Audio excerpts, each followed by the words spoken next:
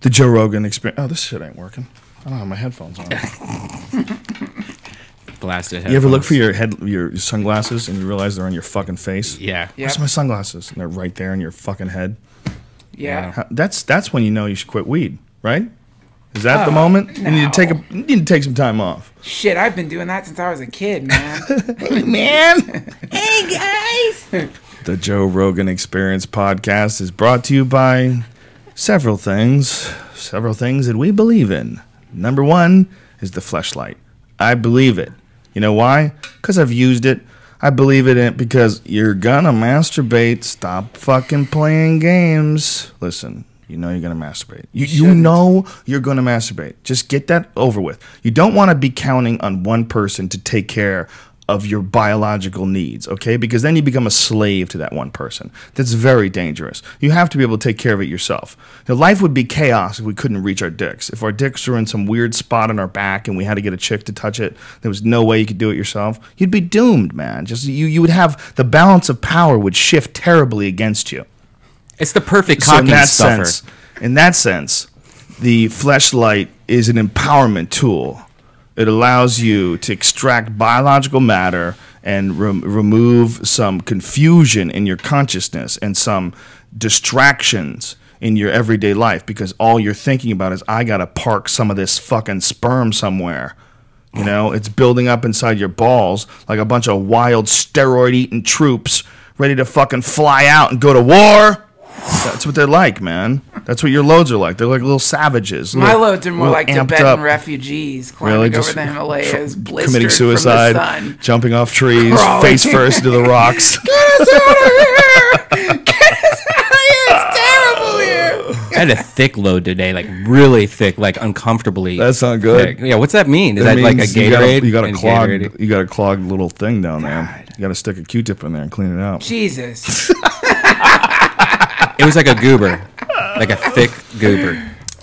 Anyway, click on the link at joerogan.net and enter in the code name Rogan, and you will get 15% off the #1 sex toy for men. And then you can shoot your loads in it. That's right, at a discount. I've said this before. Yeah, and they need a Mrs. Claus one bad. Yeah, they should have totally come up with one with like snow on it and shit. Yeah, little white hair, like you said. And old like white hair. Or like Mary, like Jesus' mother. Oh.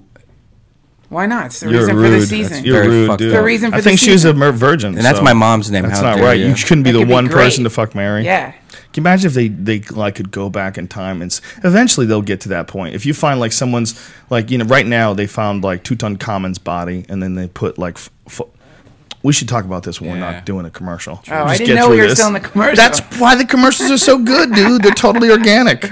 Let's just get them out of the way. Okay. We're also brought to you by Onnit.com, makers of Alpha Brain and New Mood, which I take both of them on a regular basis, and they're fucking awesome. I support this not just because I'm making money from it, but because if I wasn't making money from it, I would still tell you to look into nootropics. It's a fascinating field of science, really, and it's all about chemicals and vitamins that enhance cognitive function. And I think they work differently on different people. But for me, I get a nice, like, good, clear feeling out of taking these things. And I don't believe it's a placebo. You know, there's evidence that it helps Alzheimer's patients when you give them, like, certain nootropics, and it actually can slow the onset of Alzheimer's. Most importantly, though, if you don't like this stuff, you get 100% money back guarantee. Just say it sucked. You don't have to return it. Just say it sucked, and you get your money back. It's really that simple. And if you like it, but you think it's too expensive, what I say to you is, please go buy the shit in bulk. Go and save yourself some money. Steal the ingredient list off the website and just duplicate it. I really do. I hope you do that, and I hope you enjoy it. And I hope you look into just the subject of nootropics. I'm neither educated enough nor do I have enough time to go into depth enough and have it actually be interesting in a podcast. You know, I would maybe like to have some like scientist on explain brain chemistry to you. You know, but I couldn't do it, obviously. So the best I can say is go Google it and look up nootropics. And there's a bunch of different kinds, and there's a bunch of different formulations that other people offer as well, and a lot of them are really good. I've tried Power Drive. I think that stuff's really good. There's a bunch of different companies out there that sell similar stuff. I'm not saying buy my stuff, but if you want to buy my stuff, you can buy it. and go to onit.com. If you go to joerogan.net, click on the link for Alpha Brain, enter in the code name Rogan, you get 10% off that. Okay? Or not, whatever, bro. Okay? Jesus. Merry Christmas. Take me. Hit that shit, bitch. Duncan Trussell's in the house, ladies and gentlemen. Hello. The Joe Rogan Experience. Train by day, Joe Rogan podcast by night, all day. I think that was one of the best commercials we ever did, Duncan. That was pretty good. It flowed seamlessly. That's how it has to be, man. I can't. You just always say the exact same thing. It fucks. It's too uncomfortable. I feel like a big phony. I was talking to Stanhope about that once, man. He said the worst thing is when he goes to the UK. He went to the UK and he saw the same people were in the same seat both nights. They were like really loud, and they sat in the same seat. And then the second night, they sat in the same seat. But he's going to do like most of the same material. Sure. You know, I mean, you only have so much fucking material. And the art of stand-up comedy is to relay each piece of material as if it's really happening in your head right now, you know? Right. But when someone just saw you the night before, said the exact same shit, you know, and he's like, oh, it makes you feel like such a fucking phony. Hate it. Oh, when someone knows your shit, it's the... But it's flattering. It's flattering. They're just trying to flatter you. They're trying to make you feel like we're super fans. We're coming to see you 2 nights in a row. Well, I do like, I mean, yeah. if they are super fans, though, I would, like, you know, if Bill Hicks was in town in Boston, I saw him 2 nights in a row. I saw the same set twice in a row. I wanted to. I like watching that because Yeah. you get to see the nuances and the way they do it differently. It's cool. Right. But for a lot of people, they don't want to see that. But you know, but I was a, you know, you're an open mic comic, you know, an amateur and, you know, a total comedy nerd. You know, the opportunity to see like a craftsman. Yeah. I saw Richard Jenny a couple nights in a row, too. I saw a couple different guys a few nights in a row, like I went to see them. I saw Dom Irrera a couple nights in a row. I wanted to see their act over and over again. I wanted to see how they did it. And it's interesting, man, when you see people's different reactions in different crowds. You're like, whoa, why didn't that one work, man? Yeah, it's that didn't crazy. work. This is weird. I told you one of my favorite moments in comedy is watching Bill Hicks bomb. He bombed with the confidence and flair of a man who was crushing. Like, it never bothered him. Like, there's a lot of people who say it never bothered them, but you can see this, like, fear or detachment in their eyes, this panic look. He never got it. He never got the panic look. He would bomb, and as he was bombing, he would talk through the bombing. And he was doing this bit where he went on after this other guy. And the other guy that went up is a very nice guy, but he's really hacky. And he had like a bunch of like, you know, cartoons, smoking pot jokes where he'd do like a Daffy Duck smoking pot. Oh, wow. And then you know, another guy. It was one of those guys. But he was a nice guy, you know. My point is, he was killing. This audience was monkeys. They were apes. It was one of those dumb audiences. And every now and then you get them. You know, in Boston, you have some really educated people, and then you have a lot of troll people, too. Sure. Hey, Yeah. you fucking queer. Yeah. You know, you got a lot of those. Well, they did not like Hicks at all. He came on, like, super confident and, like, real, like, slow and deliberate with his with the way he was putting his set out there, you know, and like real, like he just, you know, like he owned the room, you know, and just would start doing his material. And they didn't like it, man. And they were leaving in droves. And he had this bit where Satan fucks John Davidson in the ass. And he would like rotate people. It would be John Davidson, it would be Oprah. Yeah, sure. He would, and then he shits out Geraldo Rivera. And he's on the toilet shitting, and he's making this shit noise for like 2 minutes, which is a long time to just sit there and he's making this, and he looks up and people are just leaving in giant groups. This fucking guy's fucking terrible, not funny at all after that last guy. And they're leaving, and Hicks looks up, and I swear to God, he wasn't even fazed. He goes, yeah, this generally clears the room. And just, to me and my friends, I think Fitzsimmons might have been there for that one, to me and my friends and 50 people, it was fucking hilarious. The bits were hilarious. It was like so interesting. It wasn't, I'll be honest, it was not the funniest material that I'd ever seen in my life. It wasn't the funniest delivery, but it was certainly the most thoughtful, without a doubt. It was a totally different kind of laughter I was experiencing. I was experiencing a laughter and like, oh, fuck, he just nailed it too. It wasn't just laughter. It was like, wow, that's an awesome point to just shove into a joke. You know? Right. You know what I mean? Yeah. So it wasn't like he was the funniest guy. Like he, if you compared him to like the guys that I knew growing up, like Steve Sweeney used to fucking crush. I mean, crush to the point where you would be terrified to go on after him.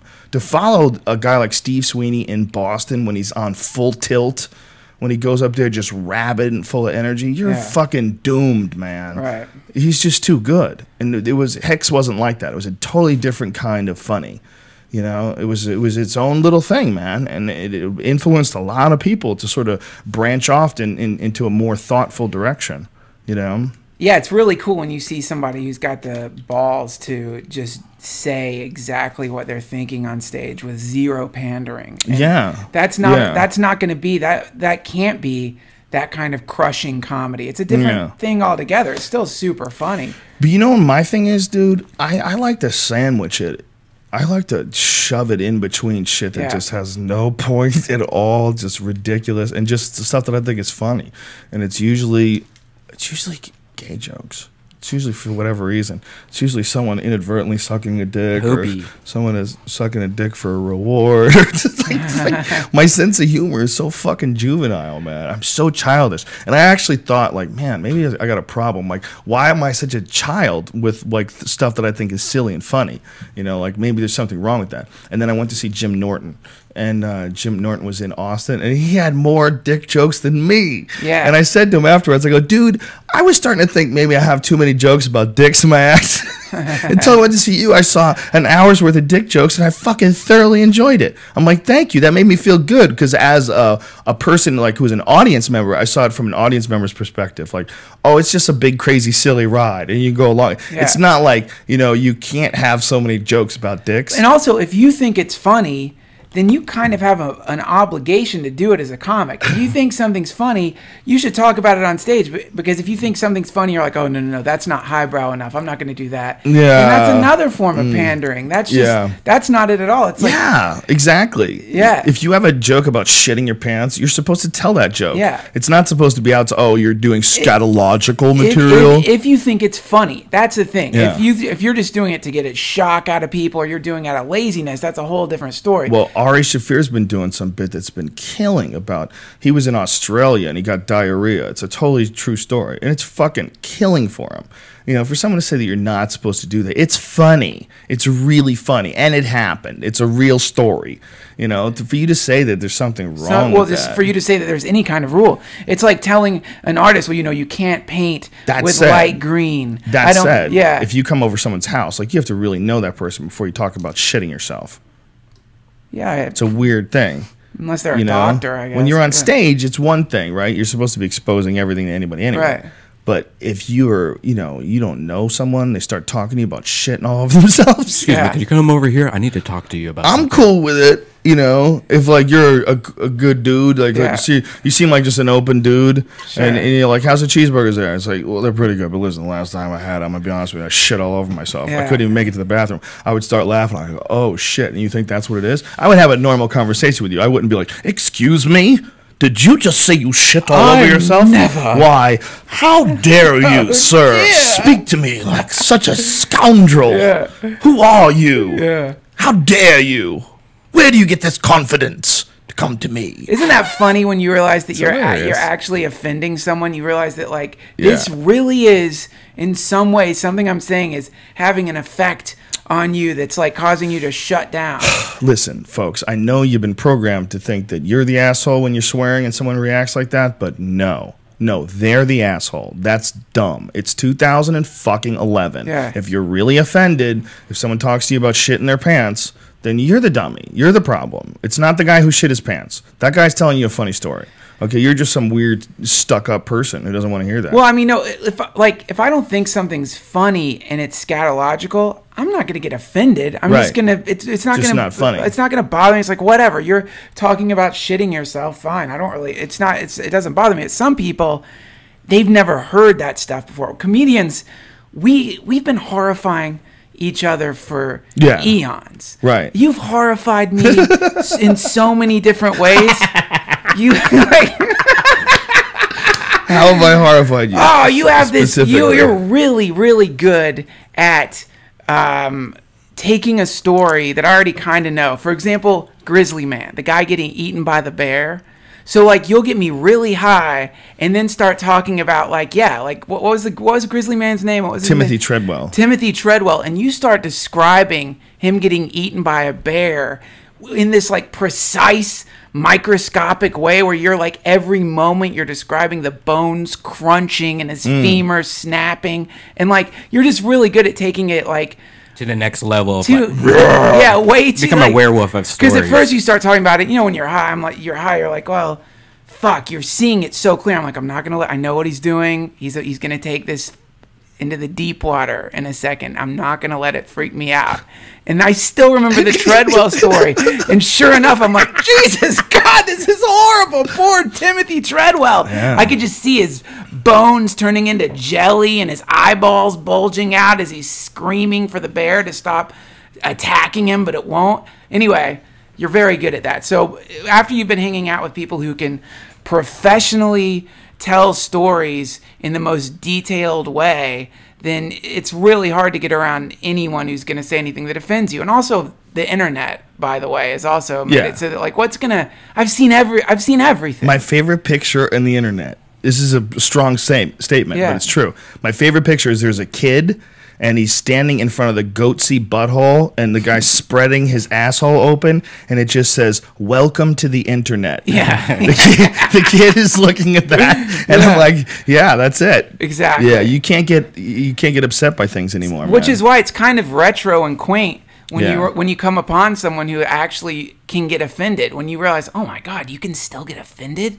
How have you maintained that? That's amazing.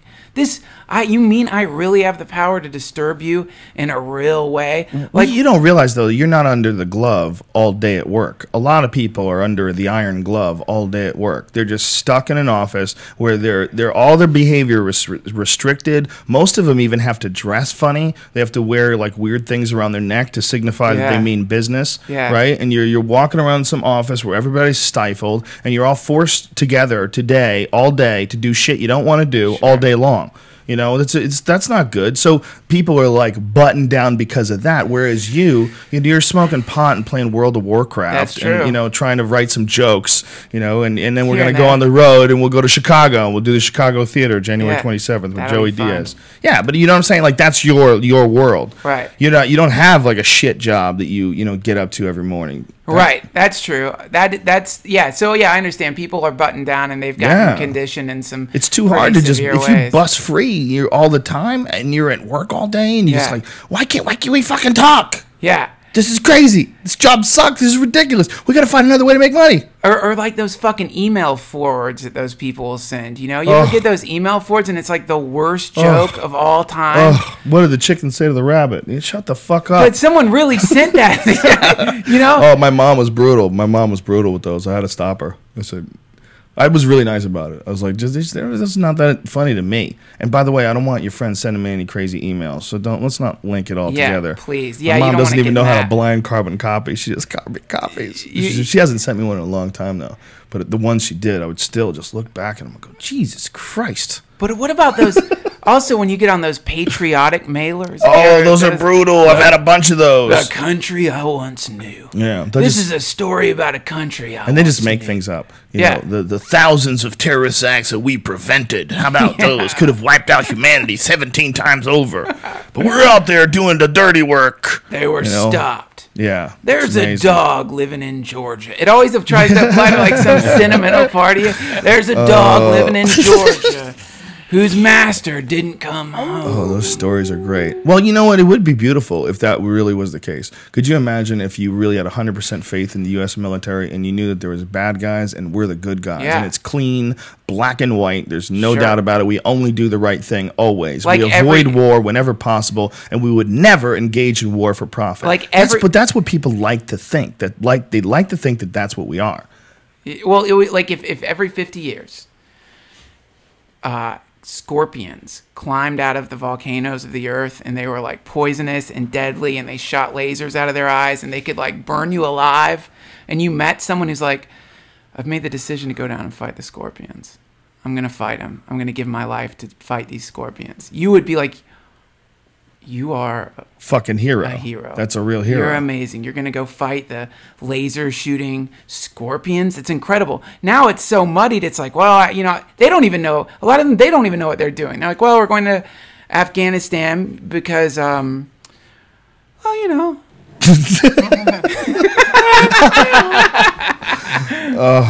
we're going down there because Obama's not going to veto this new bill, the one that passed through the House, passed through the Senate and the Congress. Apparently, they okayed it, and Obama's not going to veto it. It turns the United States into a battleground. You mean indefinite detention? Yeah, indefinite detention for United States civilians. Yeah, doesn't have to. You don't have to.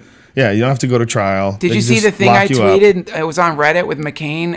Rand Paul asked McCain point blank, does this mean that you can arrest a United States citizen and detain them indefinitely? I just tweeted it. And McCain is like, pretty straightforward. Is like, if someone is a threat to the security of the United States, we should be able to arrest them and detain them, because apparently, like, a lot of the people that they didn't detain indefinitely and they let out, according to McCain, ended up killing some troops. Yeah, so I like what they're saying. What they're saying is, listen, this is some fucking dirty warfare and we need some extra power, but we're not going to abuse it. But the problem is you can't get that extra power because everybody abuses power once they get it. There was just otherwise there would already be an accounting for all the fucking money that's missing. There would already be there would already be some repercussions for all the lies that were told that led us to believe there was weapons of mass destruction. Just straight up lies. If you think about what you can get in trouble for, what you think about, like, how crazy insider trading is. You can get arrested if you have information that a stock's going to go bad. Think about that. But then think about the fact that someone somewhere lied about weapons of mass destructions. They made up some sort of a story, or they fabricated some evidence, and it became the real reason why people supported the idea of going there, and yet it didn't exist. So if we know that and that's not chased down, you don't chase that down. There's no, like, big news follow-up and documentaries about it, how they chased that down and found out how it happened, locked everybody up and cleaned out all the people that they were in business with. No, it's just somehow or another it kind of gets swept under the rug. That a war was started on bullshit. They've allowed, somehow or another, hypnotized people to the point where people have allowed a war to be created on bullshit. A country that had absolutely no connection that we could see, like a straight connection to Iraq? What the fuck is that? Makes no sense. Oh, we got to go over there and get him. He's got weapons of mass destruction. Okay, listen, we were going to go to war with the people that killed us, but we can't figure out who the fuck they are, because apparently they're nomadic terrorists that have actually been living in America and training, let it fly. Okay. Since we get they're all dead. Since we can't get them, let's go get some people that look like them. Yeah, right. Let's go get some people in another country, not even from the same country. It's like Canada does something fucked up and people go attack Mexico. It's that fucked up. It's that silly. Oh, no. That's what it's like. It's like if Canada attacked somebody and then they decided to attack Mexico in retaliation. No. That's what it's like. Dude, I walk my dog, and I walk my dog past this house with these two ferocious dogs behind a fence. I've got a little Chihuahua. And so the Chihuahua loves coming and standing in front of this fence and barking, because what happens is the two dogs come charging down towards my Chihuahua and barking at my dog, and one of them is so mad at my Chihuahua that it starts biting the other one on its ass. And it's the funniest thing you've ever seen. It's just taking it out on the closest thing that it can bite. So it's like, also, isn't this known as isn't it kind of like what happened in Afghanistan? Isn't that called bull baiting? Isn't that what it is? It's like sometimes this is what really creeps me out. Is I think that the people that were fighting in Afghanistan and the war that we picked with people, I think they're really good at fucking war. Afghanistan's called the graveyard of empires, and I think that the people that we're up against aren't just as stupid as a lot of people would like to paint them. They can't even read. They're just hungry, starving people who can't even read. They don't know what they're doing. I think they kind of do know what they're doing. I think that Bin Laden said, all we have to do is like make it seem like we're going to attack, and look at how much money the United States spends. They were just like, they turned on a fucking money faucet. They basically look at what they did. Look at what Al-Qaeda did. We now have a country where our military can arrest us if we're considered a threat to the security of the United States. So that, what can that mean? Could that mean a journalism? Could mean anything. A journalist? Could that mean like a WikiLeaks guy? Could Malcolm X have gotten arrested and detained indefinitely? Well, Julian Assange, don't you think that he would get arrested under that law? For sure. If he was in America? Fucking Other than being assassinated, though. Well, he hasn't been assassinated yet, but if they could arrest him under or assassinated. I mean, think about what they've done with that guy. He's in a sort of a similar situation where he has to report to a police station like every day. He has to check in, and he's not allowed to go anywhere. And his trial is like still, he hasn't been. They want to send him off to, where was it? Norway? Is it Norway that he was charged with Sweden sexual misconduct? Whatever he did, it's just some weird moment where he's in bed with a girl. Apparently, she's saying he stuck his dick in her without a condom, and well, it seems like sometimes it feels like we're on the precipice where they're going to stop even putting up this act that they're debating and deciding and using courtrooms. See, that's the problem with indefinite detention, because it's like, let's imagine that I think. I don't know. Let's imagine I think that Alex Jones is a threat to the security of the United States because of the things that he's been saying or weakening the government, right? So let's imagine that the federal government decides that Alex Jones is a real threat. And so they decide to arrest him. They've got to put him on trial. They've got to prove that he's a real threat. Was he like manufacturing fucking explosives? Was he planning on doing something to a federal building? There would be a trial, and in the trial, they could use evidence to show if he was really a real threat. Play his tapes, show what he was up to. Now, the military can just arrest him. It's not even arrest, because they're not putting him on trial. They don't even have to tell anybody they've arrested him. Yeah, they just come and get you, and they put you away indefinitely because somebody thought you were a threat to the security of the United States. That chills me, dude. That is so fucked up. And if you think that that's just going to be used for, I don't know, whoever it is, these invisible people that I'm not even sure who they are, that are lurking in New York or wherever they're at, you're crazy. If you think that's going to happen, fucking turn on some Waco footage. Watch those fucking ATF agents torching that Koresh compound. If you think that they're just going to fucking use this law for the worst and most extreme cases, no fucking way, man. They are going to use it. They're going to use it any way that they want. They're going to use it for drug dealers. They're going to use it for whatever they want to use it for. They're going to use it for anybody, man. I mean, we could be doing this fucking podcast from inside a FEMA camp. Think of what you saw that cop at UC Davis do to those kids that were on their knees because he thought he could, because the law was on his side. Yeah. They weren't moving. He told them to comply. They did not. So he thought it was okay to spray chemicals in children's faces. Yep. And that guy is representative of human nature. He's a representative of abuse of power. It's very simple. It's no logic, abuse of power. Yeah, I get someone has made your life a little more difficult. They made your job a little harder because now you have to look out for all these kids, and they're all this place where you don't want them to be. But guess what, fuckface? You're not allowed to spray them in the face with fucking chemicals. No. That's assault. You're assaulting kids, and you think you're allowed to do that because of something written on a piece of paper? Fuck you, stupid. Yeah. That's dumb. You think that's like morally reprehensible, just innately. It's in your mind, that's a negative thing. In your mind, that a peaceful protest with students, with children who have this idealistic view of the world, and you're going to squash it while you're wearing a bulletproof vest and spray them in the face with fucking chemicals. Yeah, that's what they want. Them. Peaceful protest, which is supposedly guaranteed us. We're supposed to have the right to assemble. We're supposed to be able to get together, even if it is private property.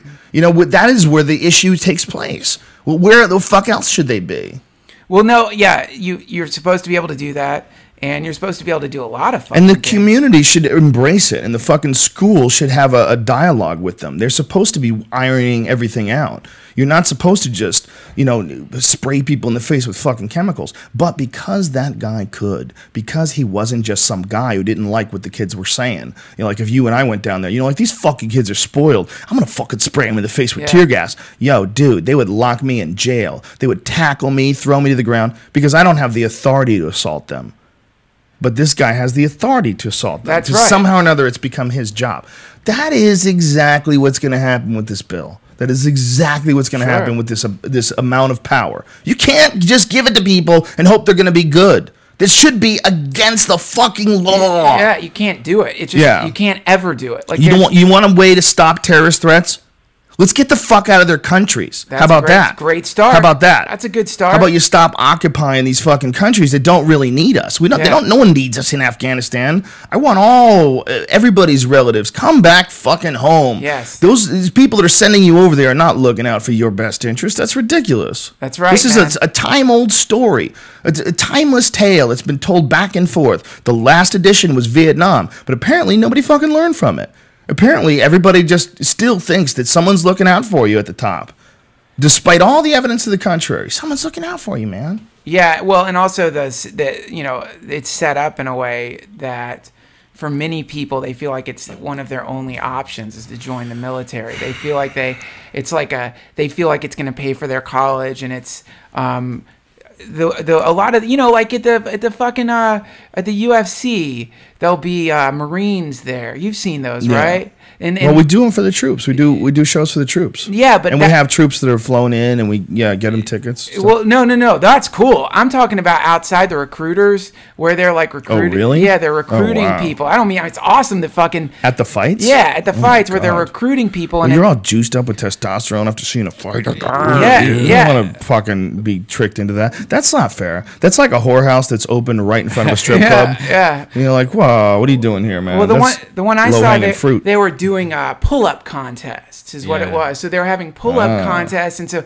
they're getting guys there. It's like, I do a fucking 100 pull-ups. Look, they're doing 100 pull-ups, and they're like, man, you could be a Marine. You're really tough. You could be a Marine. And so recruiters will come on college campuses, and it's the United States military uses many of the same things that cults do to indoctrinate the people into it. Cults change your identity. They change your name. Cults will shave your head. They'll make you wear certain clothes. They make you refer to people in a very specific way.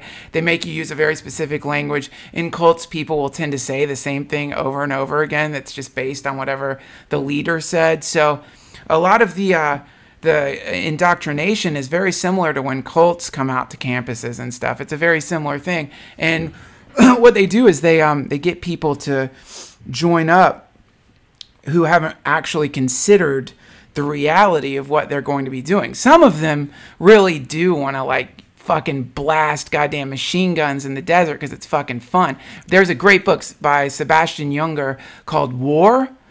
And it's fucking awesome. Have you read that book? No. Oh my God, it's so good. I've heard of it though. Refresh my memory. He decided to write a book about this deadly valley in Afghanistan, and so he decided to write. What his name? Sebastian Junger. Junger. I don't know if it's Junger or Younger. He's written other things before. That yes, really he has. Too. Yep, that's right. I don't know what else though, but I just kept hearing about this book, so I bought. I'm sorry. I was just trying to remember what I remembered about it. I can't. So he lived with these fucking troops out there. He's badass. He's like a really tough dude who goes deep into the shit and he's a journalist. He's a war journalist. Is he a CNN guy? Is he the guy that has the accent? I don't know. Like an Australian accent? Is that the guy? I don't think he has an Australian accent, but I could be wrong. I only saw one interview with him. I don't remember. I don't know why I keep interrupting you. I'm trying to remember this and I can't. I'm sorry. So what he did with this book, which is remarkable and beautiful, is he managed to write the book with no moral or ethical slant to it. He's not saying war is bad, or you shouldn't go to war, or you should go to war, or war is good. It's just describing the experience of war as purely as he can, exactly what it's like to get hit by a roadside bomb, or exactly what it's like to be in the middle of a firefight, and how they've studied adrenaline levels when you get into firefights. Okay, now I'm remembering. I'm looking at the pictures of him online. Yeah, I saw him on a CNN interview. CNN or C-SPAN. They also did a documentary about it too. Really? About this group of people, these badass fucking Marines out in the middle of in the deadliest fucking valley. It's called the Korengal Valley is what it's called. Those guys, those embedded reporter guys are fucking crazy. They're fucking crazy, man. But what a nutty job, huh? They want to go where the action is. Yeah, man, but the experience of war for a young guy he says there's no drug like it. He says that there's nothing that will get you as high as being in a life or death situation where you're defending the people around you who you are connected to. They really are your brothers. You're surrounded. You're with these people. See, for For the troops, that's what their war is. Their war is protecting their dear friends from getting killed. And that's how they're taught. They're taught, these are your brothers. You will give up your life for your brothers. That's what they're taught. And so you develop these intense bonds for the people around you that are formed from massive bursts of adrenaline. You know, because like when your body's experiencing super dangerous situations, all the senses turn on. I think it's an evolutionary trait designed to like teach you so that you learn how to survive. Like, you know, way back when, if you were getting attacked by a tiger, you would you know how you remember everything in a dangerous situation? Everything becomes crystal clear. You see everything. Everything's kind of in slow motion. And then afterwards, you totally remember it with this vividness that you don't remember other things. This is where post-traumatic stress disorder, shock disorder, post-traumatic stress disorder comes from, is that people who get in really intense situations in war, they get these fucking memories burnt into their brains like tattoos. They can't forget it. Their mind keeps going back to it. Like when your memory wanders and you think back to a moment, it's kind of dulled and the colors are dim and you don't remember it. Their memories go back to it 100%, so it's like they're there. Their hearts start racing and it fucks up your life because this thing has been burnt into your mind. So in these situations, you're experiencing life at this super high voltage and you're experiencing with a group of people, and you form bonds with these people that you don't have with normal people in life. You form these intense bonds. Maybe it's like the kind of bonds you form when you're with your wife and she's giving birth or something, when you're sharing those moments with people. It's like that. So I think these effects are studied by the people whose job it is to make the troops efficient. And they use these really intense conditioning techniques and stuff that a lot of these people aren't prepared for. They don't know what they're getting into. They don't know that they're getting into more than just defending their country. They're getting into a well-studied system of brainwashing and conditioning that transforms them from, normal American citizens into people who are willing to die for whatever their commander says. You can't question what your commander says. You can't question whoever the superior officer is about doing this or that. You have to do it. War couldn't work if that wasn't the case. If like each individual person got to decide, I don't think I'm gonna shoot that fucking grenade, man. I don't want to do that. I don't think. You know what? The place down there where all the people are with the guns that want to kill me. I'm probably not going to go there today. It's amazing how easy it is to sell the idea that you're supposed to go kill someone because some people that are in office, even though you know that everyone in office is essentially corrupted, but because those people are in office, they tell you you're allowed to kill these people. Yeah. Not only are you allowed to kill people, but when you come back, they'll be happy to see you. Yeah. Sure. Whereas, like, in any other time, if you find out that a guy killed somebody, like, look, like this fucking guy, man, he's a good dude, but he went to jail for manslaughter. He beat some guy to death in front of a nightclub, and he's kind of fucked up, went to jail for 10 years. Yeah. You like, I don't want to be around that guy. Yeah. That guy killed somebody. But if you are around a war hero, it's a different feeling. Sure. And different feelings for them, too. I mean, some guys have issues over it, but I've met guys that don't. I know some really smart guys that went overseas, and they're happy that they did what they did. 58 confirmed kills. Dude, I know some snipers. Yeah. I know one dude very well that was a sniper. Well, I mean... That's got to be a weird thing, man, to look at someone from a distance and make them disappear from Earth. Blimp. From a distance. That's what it is. I mean, that's what being a sniper is. You're not there to fucking go win a target contest. You ain't playing pinball. Yeah, you're there to peck people off that they want to kill from a distance. You're there to evaporate people's heads. Yeah, you explode their brain. Yeah, you're a widow maker. You're out there fucking making kids grow up without their dad. You're out there fucking making it so that like for the rest of their lives, there's going to be sentimental moments where a guy looks at a grainy picture of the person whose face you just turned to jelly and bone fragments. For the rest of their life, they're going to be looking at this picture being like, man, I wonder what my dad was like. I bet he was pretty fucking cool. Oh, guess what? You're not going to know. His fucking head looks like a goddamn a tomato that fell off a car. His head splattered everywhere. That's it. And a professional did that who got trained in a fucking camp designed to teach people to do that in the most precise way possible. It's crazy, man. It's amazing when you break it down like that. When you look at it for what the actual physical act of it is, instead of looking at it as a patriotic American who supports everything that we do overseas and, put a fucking flag on your window that says, God bless our troops. You know, instead of just looking at it analytically, not even like casting a blame. Just describe it. Just describing it. You just describe it. It becomes insanity. It becomes a point where people are angry at you and they'll say, you're talking shit about the American soldiers and the U.S. Army. Well, you actually not even. You don't even have to. Yeah. All you have to do is just describe what's happening. You don't have to talk any shit. When you describe what's happening, the reality of the details is so horrific that people will interrupt you with excuses. Sure. They'll interrupt you. All you have to do is say what's happening, not even cast blame. Just describe it accurately. Well, what you're doing there, see, is you're walking through the laser in the museum that makes the fucking door shut in front of the diamond. You know, it's like people have these tripwires in their brains where the moment you start talking about just the stuff we've been talking about now, you're hitting a fucking you're hitting some conditioning that's been intentionally put there. Because if it's not there, then the country can't function as an empire. I mean, you've got to have, if you're going to run an empire, the population has got to have deep and intense admiration for the military force, because if they don't, then the military force isn't going to function, because the military force is made up of the population. But it becomes, at a certain point in time, you have to wonder, when does the military force realize these guys that are paying you absolute shit money, guys that we have to do foundations for, we have to do benefits for, for traumatic brain injuries, like people have to like help and contribute. That should, to me, when I found out that they need money for traumatic brain injuries for hospitals to deal with these guys when they come back overseas with these horrible injuries, the first thing I thought is, man, how is that possible they let that become an issue?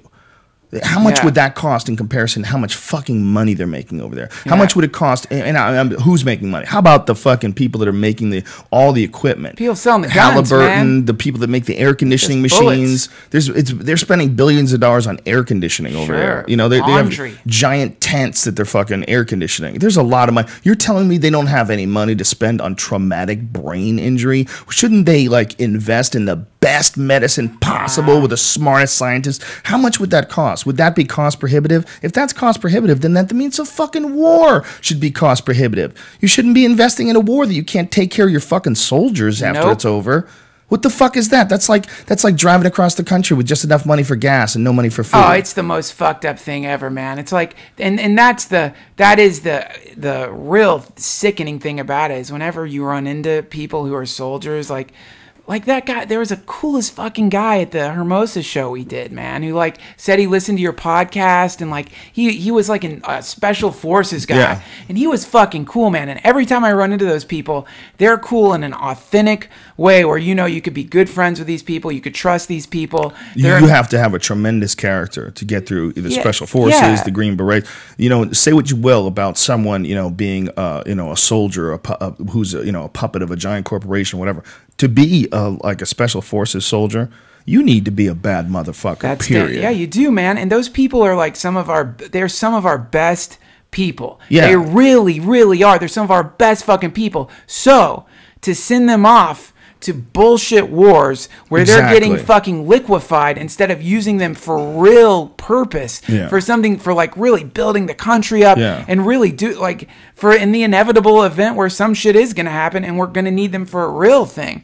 To send them, to waste them for these fucking politicians who are the real puppets of the corporations, to fucking send these heroes off to get their faces blown off in some country that they don't need to be, man. That is beyond evil. That's some reptilian, vampiric, weird shit, man. It is. Yeah. It is. It's if they were eating people instead of just killing them, if every person that died they ate, we would be horrified. That's right. But because everybody just dies somehow or another, it doesn't seem like they're getting killed by monsters. No. But they are. They're being killed by psychological monsters. They're being killed by people who are willing to kill people in order to profit. And it's really that simple. And it doesn't seem like it should be possible in 2011, but that's the business that they're in. The guy who works at the fucking butcher shop, the guy who works at the slaughterhouse, okay? Do you think that guy at a certain point in time, don't you think he gets used to killing cows? The fuck yeah, he does. That's his job. But if you had to go there today and like you just were alone with the cow and all this machinery, and then there was like a fucking manual that told you exactly how you pull the cow into this and lead him into this spot, and then send the piston through his fucking brain and then hook him up and then gut him, you would be so freaked out at the whole process. Worst day of my life. Because you're not used to it. because it's not a normal part of your life. Yeah.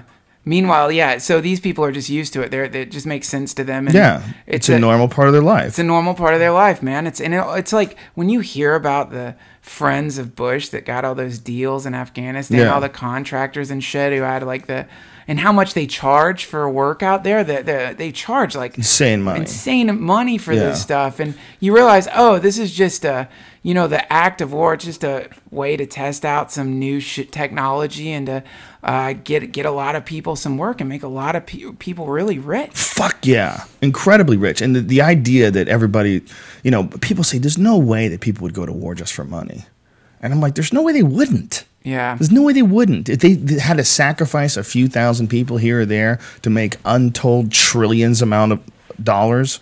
That is what it is, too. Yeah. And yeah, that's funny, because if it was like, let's say there was just a group of like robed demonic magicians that lived in some giant black tower, and they're like, we need 5,000 of your strongest and bravest men. We're going to sacrifice them at the top of the tower, and from their blood we will reap great energy. You'd be like, fuck you. That's the evilest thing ever. But if they're like, we got to send our troops over there to defend and fight for our country, suddenly you're like, oh yeah, it totally makes sense. Go ahead and do that. They got to fight for your freedom. War pigs, man. Listen to fucking, what is that, Ozzy Osbourne. He sums it up perfectly in that song. Yeah. Why the war machine keeps turning. Yeah. It is a war machine, and that's something that, people have warned us about from the beginning of time. That there's, people that are in charge, they're like everything. They're going to eventually get drunk with power, and they're going to lead you in some terrible direction, and all corruption evolves. And if it's not checked, it gets stronger and stronger. And all you have to do is just go back to the Kennedy assassination, go back to Lyndon Johnson, go back to Richard Nixon and Watergate, and they're all crooks. Yeah. They've always been crooks, and no one got caught. A few along the way. Nixon, a few guys got popped for a little bit of this and a little bit of that, but for the most part, everybody got away with everything. The people who drafted up the Northwoods document, they didn't go to jail. Whoever the fuck shot Kennedy, he did, it was Lee Harvey Oswald. He acted alone. Yep. Sure he did. Totally. Yeah, all those people that heard bullets coming from behind them, they're just crazy. Yeah, they're just silly people. There was fucking probably like 5 or 6 dudes with guns. You think they got to rely on one guy? And do you think that one guy really, really was on his own, just a lone nut? Yeah. Shut the fuck up. Which is why when you see John McCain pretty much directly telling Rand Paul that, yes, with this bill, if someone is a threat to the security of the United States, John McCain, this is from the person who fucking chose Sarah Palin as his vice president. So that's how fucked up this man is. When you hear him saying, yeah, we can indefinitely arrest United States citizens who are a threat to the security of this country, you have to ask, well, what is John McCain's definition of security? I know what mine is. What's John McCain's definition of the security of this country? Because I think it's wildly different from my idea and your idea and from most people's idea of the security of the country. I think for John McCain,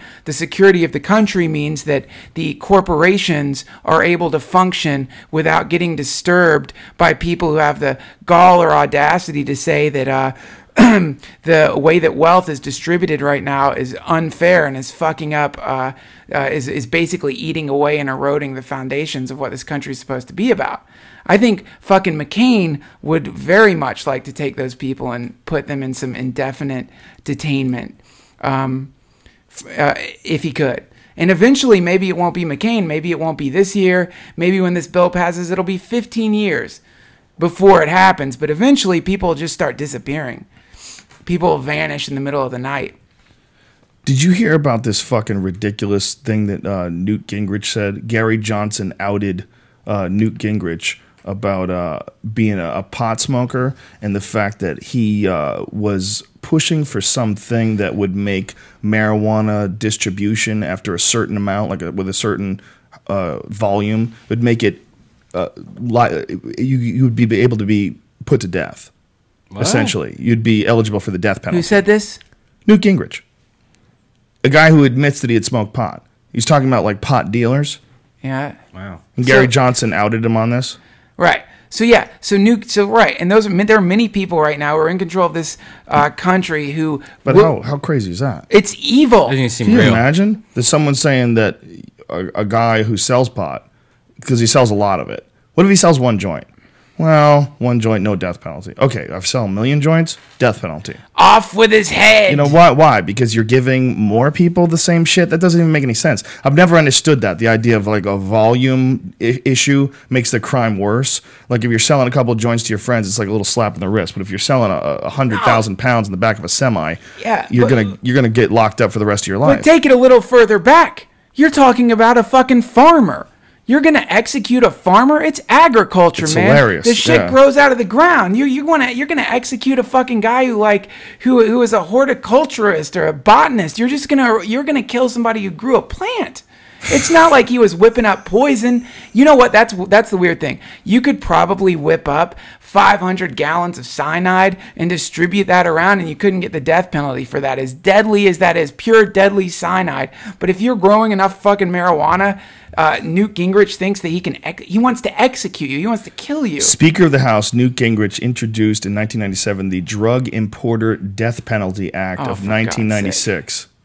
A bill would have required a sentence of death for certain importations of significant quantities of controlled substances. It would have applied to anyone convicted more than once of carrying 100 doses or about 2 ounces of marijuana across the border. 2 ounces of marijuana across the border, 100 doses. That would be the death penalty. You would be eligible for death. Yeah. What a monkey. What an old limp dick monkey. Just you old dumb fuck. You ancient thinking shithead. You fucking rule maker. You write it down and everyone knocks the hammer and then it makes it right. Yeah. Your fucking system is obviously bullshit. All of it's bullshit. Yeah. So your laws are bullshit. All your rules are bullshit. All this posse comitatus, whatever it is, that's bullshit too. It's just we just decide. People write things down on paper and we decide what is right and what is wrong. And then we agree. No, we're not agreeing to this. We don't even get to vote on any of this. There's not the idea that they can just impose this on you is nothing short of imperialism. It's nothing short of people telling other people what they can't do.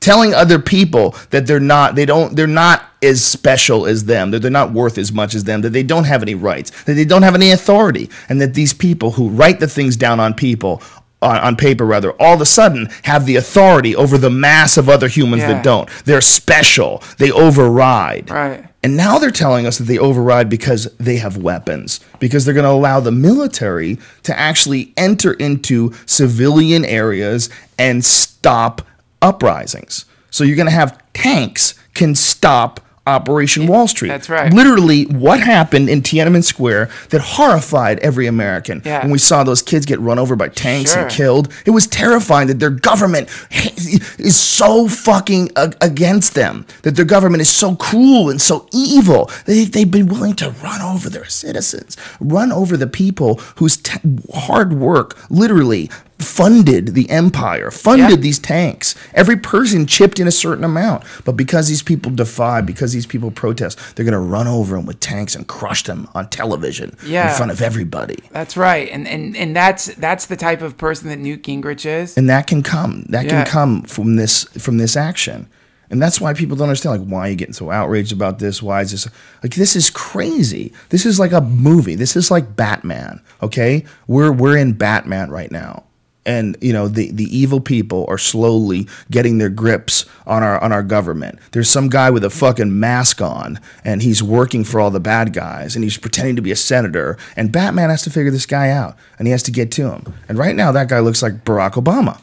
Barack Obama's like, he's got a mask on. He's like some fucking lizard guy underneath all this. And he's just a really good actor. And he's got everybody convinced that everything's cool. And David Icke is right, man. They're all fucking reptilians. He's Cobra Commander. It's so ridiculous. It almost like that would fit right into the plot. If you found out Obama really was a reptilian, it would like fit right in the plot. If you found out that Newt Gingrich really was some evil reptilian that wanted to take over the reptile farm. You know, he doesn't like the way this young reptile runs things. I would run these humans correctly. You know? Well, you can, you know, before you get Gross to the fuck. before you get to the reptilian part, you can just kind of look at what they really are. And what they really are, well, here's one thing you know about Newt Gingrich. Newt Gingrich is a murderer. He wants to kill people. Newt Gingrich feels comfortable killing people. You know that. And you also know that Newt Gingrich would make money off of that. Newt Gingrich would make money off of killing people. The people who support war make money off of killing people. They literally transform human beings into money. They kill human beings, and that turns into money, and money's energy. So what that means is they're vampires. That's what they really are. They're vampires. They convert human energy through destruction into cash, and then they use that cash to make their lives better. Just like vampires sink their fangs into people, suck the blood to stay alive. It's the same thing. It's vampiric. It's a vampiric form of existence, and it's really fucking terrifying when you realize that it's 100% true. Not only is it 100% true, it doesn't seem to be any way to get them out other than them dying and young people taking their place. Young people who grew up with the internet. Yeah, well, it seems like a certain amount of the way the system is, it's like they've sort of just accepted it, you know, and everyone has accepted that it's just a fuck wash. But you have to think. I don't think that they're unaware of of where they're fallible. I think they know where they're fallible, but they can't correct it. I think that maybe they know what they're doing in a really intense way because they've had infinite amounts of money to study human psychology and to understand how to control populations, and they got it down to a science. Man, there's a great fucking documentary on the BBC called The Century of the Self. Have you seen that? No. Edward Bernays. It's this guy Bernays who was like Freud's cousin, and it's all about the ways that they started studying how to manipulate the perception of populations for the sake of corporations. So, for example, cigarette companies approached Bernays and they're like, "Listen, women don't want to smoke right now because they think it's too masculine. What do you think we can do to make it so that women want to smoke?" And so Bernays said, "Well, you need to make women feel like it's a form of activism, or they're like pushing against male-dominated culture. It's like make it part of the women's rights movement." So what they did is they got a bunch of these girls to march during the Macy's Day Parade, and at one point, they told all the press that they were going to do this. At one point, the women lifted up their dresses and like pulled cigarettes out of their garters or whatever and started smoking in front of all these reporters who were snapping pictures. And so the reporters put that in all these newspapers. Women want the right to smoke.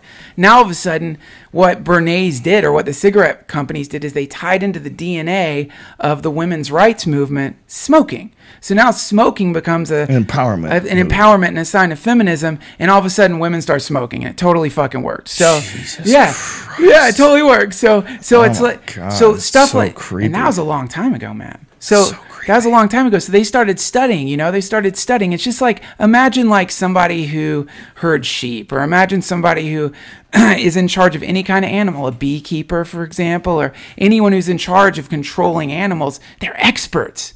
They know how to do, like turkey hunters are the same way. They know how to do turkey calls and just a perfect way to make a turkey appear and to blast it. So I think that people put a lot of money into studying human perception and the way people work. And I think maybe what we think, the amount of control that we think we wield it's an illusion. I don't know. When I see those fucking Black Friday videos, when you see the Black Friday videos of thousands of people stampeding through a Walmart, banging down the door of a fucking Walmart like zombies. Have you ever seen that video? Yeah, absolutely. When you see that, it's really, to me, it's like, man, I mean, maybe you and me and a few other people have these ideas, but in general, as a herd, it seems like they've gotten people so doped up and dumbed down that I don't know that they're making too many mistakes. I think they make mistakes here and there.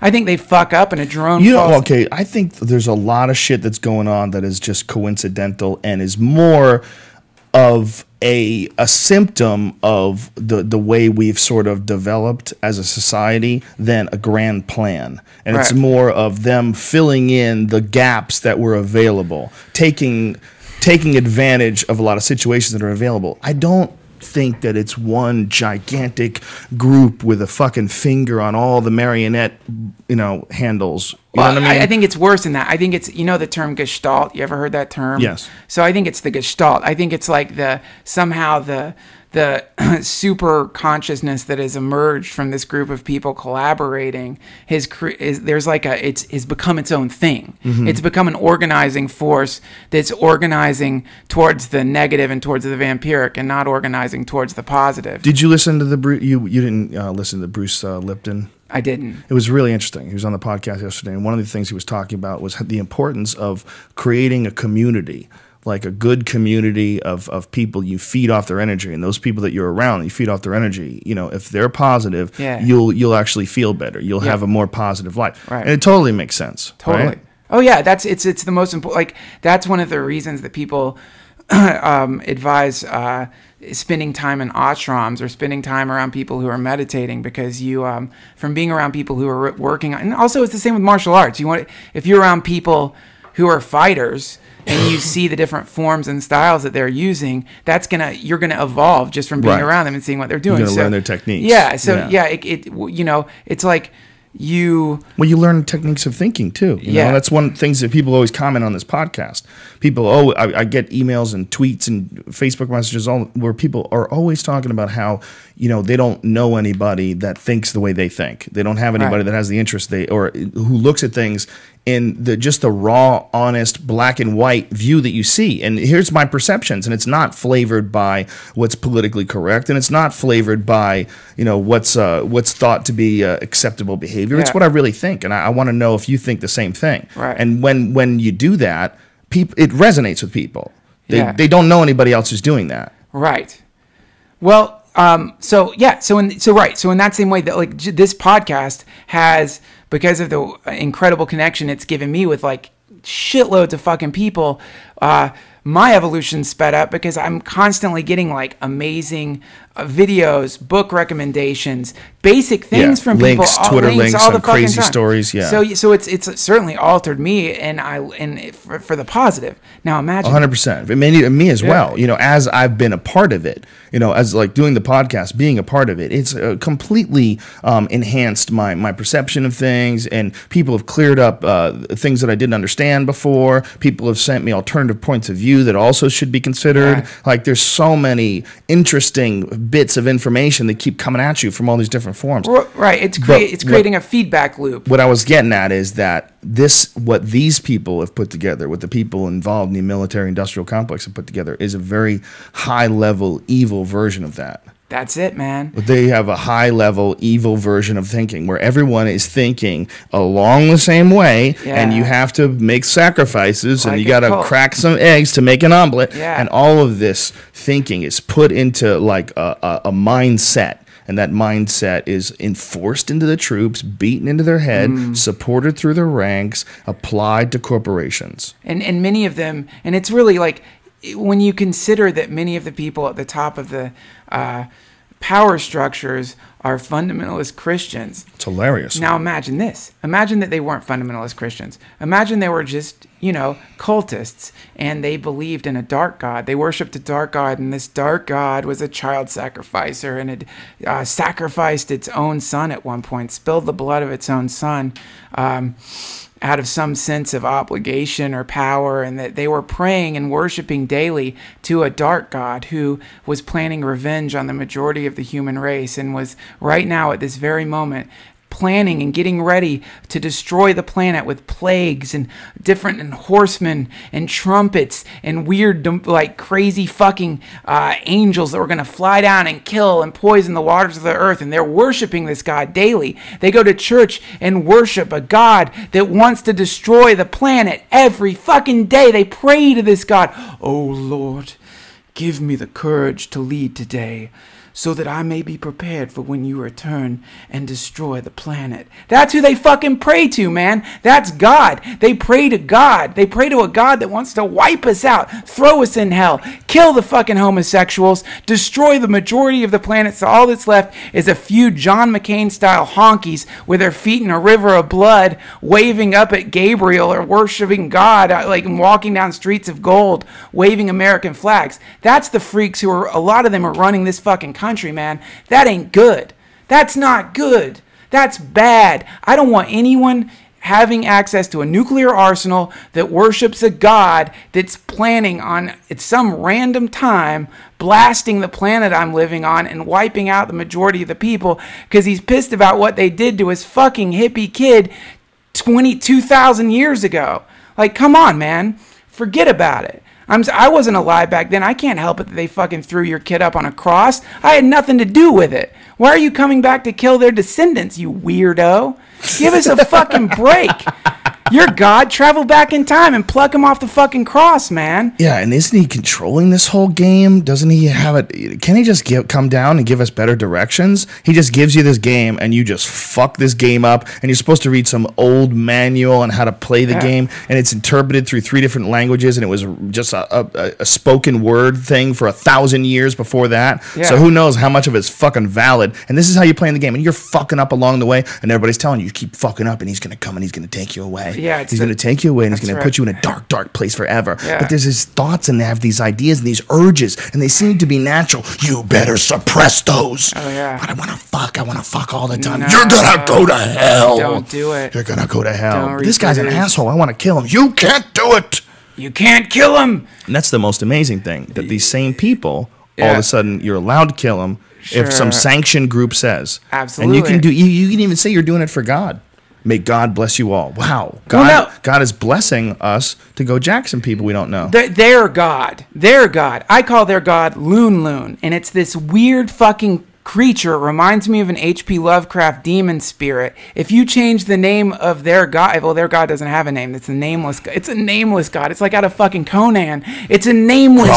It's an invisible, nameless God. Yeah. And they worship the invisible, nameless God. And part of worshiping the invisible, nameless God is sending kids off to war and fucking letting the kids kill people. And another part of worshiping the invisible nameless God is making it so gay people can't get married. The invisible nameless one. You know what he hates, Joe? What? He fucking butt sex. Hates butt sex. Damn, why do you make it feel so good? The one with no name. He curses the gays. The one with no name. He doesn't like butt sex. He like really upsets him. You know the Little Richard song Tutti Frutti used to be Tutti Frutti Good Booty? No, it didn't. Tutti Frutti. That's why Little Richard is he was talking damned. About some booty, son. He's eternally damned by this fucking Loon Loon. Tutti Frutti Good Booty. Evil man. He's an evil man. Did you see that dumb cartoon I made, by the way? No. Jesus Heals a Gay? No. I redid, I took an old Christian cartoon of Jesus healing a leper and just replaced the words with him healing a homosexual. Oh, pull that up. Pull it up. Listen, I did it in like 4 hours, so it ain't, you're not looking at professional fucking, listen, this man, ain't going to be no, have to give me this ain't going to be no Pixar. Don't, have to qualify it first. You're so humble.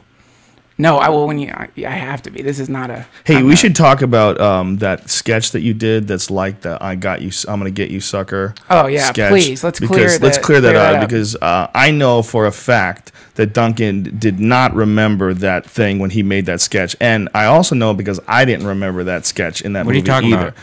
Duncan made a video with Natasha, a hilarious video. What's it called? It's called Falling Apart. Falling Apart. Adam TV. The idea of the video, there's a scene where the girl starts taking off fake parts. And there's a scene in I'm Gonna Get You Sucker where the same thing happened, where he's alone with this girl. Keenan Ivory Wayans is alone with this chick, and she starts taking off all these parts. I completely forgot about that, even though I'm a big fan of Keenan Ivory Wayans, and I know I saw that movie. I completely forgot about it.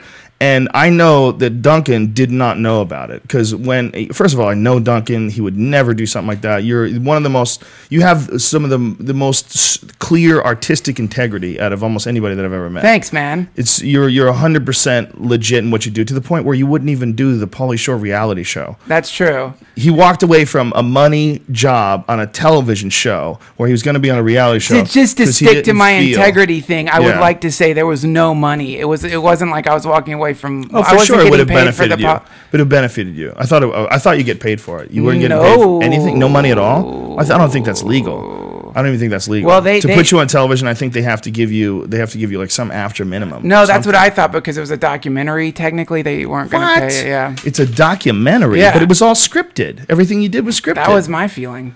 They was all scripted. That was my feeling. But they do that with all these reality shows. I mean, they create things for them to do. Well, I think in the dilemmas in the long run, maybe someone could have contested it or something. But really, if there had been money, I would have still walked away. It could have been a good show, and it could have been a good show if it wasn't what it was. That was a Pauly Shore showcase. But what it could have been was like a realistic viewpoint of all these dudes who were doing stand up, who were out there scratching and clawing, totally. and that real intense creative environment that was that Comedy Store, man. There was some, when we were around back then, the Comedy Store with you and me and Diaz and Ari, and there's a lot of good guys there. Dude, I gotta tell you, man, it's fucking great right now. I mean, like, I believe you. It's fucking really good there right now. The crowds it's packed. It's got a really cool vibe. But that fucking Pauly thing, man, it was like, there was a lot of reasons that I walked away from that, and one of the biggest ones, aside from the fact that I desperately didn't want to be in it, was that I had gotten trapped at that job as a talent coordinator. I'd been doing that job for a long time, and I needed a way out. And it was just a perfect exit mechanism for me. And it was so that show was like, I'm so happy that show happened, because it got me the fuck out of there, man. You can get stuck at a desk, man. Yeah, you can get stuck at a job. But as far as the Wayans brother movie stuff goes, oh yeah. So let me just explain it.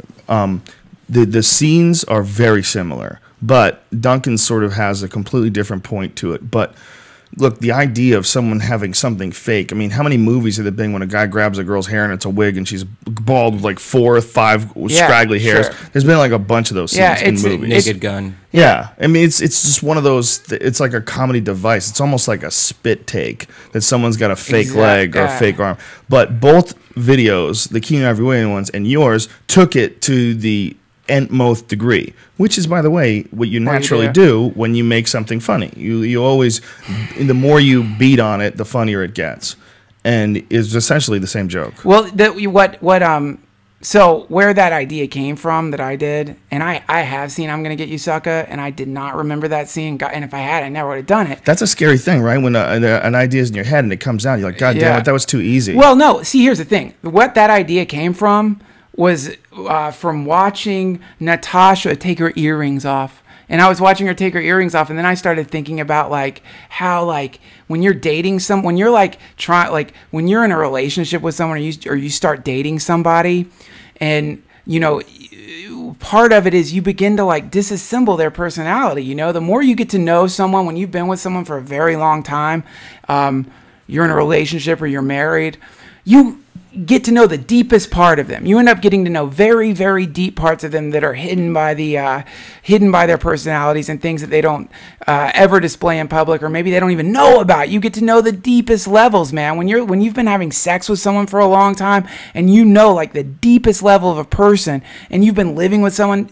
So anyway, I was thinking like, man, it's so weird how that's what it's all about. It's basically just like plucking away the different pieces of someone until all they are is just this primal spark that you're fucking. So that was the idea. That's where it came from. And that's what you think of when you look at Natasha taking off her earrings.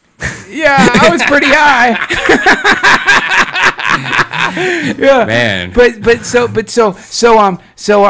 Anyway, that's where the idea came from. We had to pitch it. We pitched it to Adam TV. Keep talking. I'm gonna peek. Keep talking. We pitched it to Adam TV. They didn't know about the. They didn't mention the Wayans thing.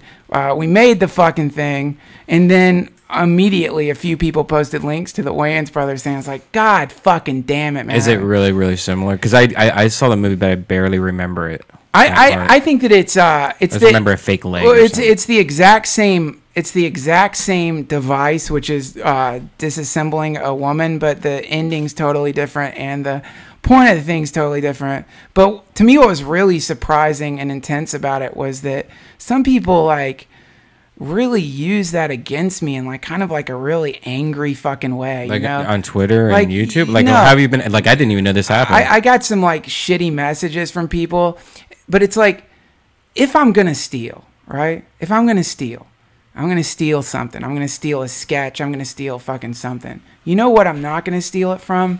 I'm not gonna steal it from a fucking Wayans movie.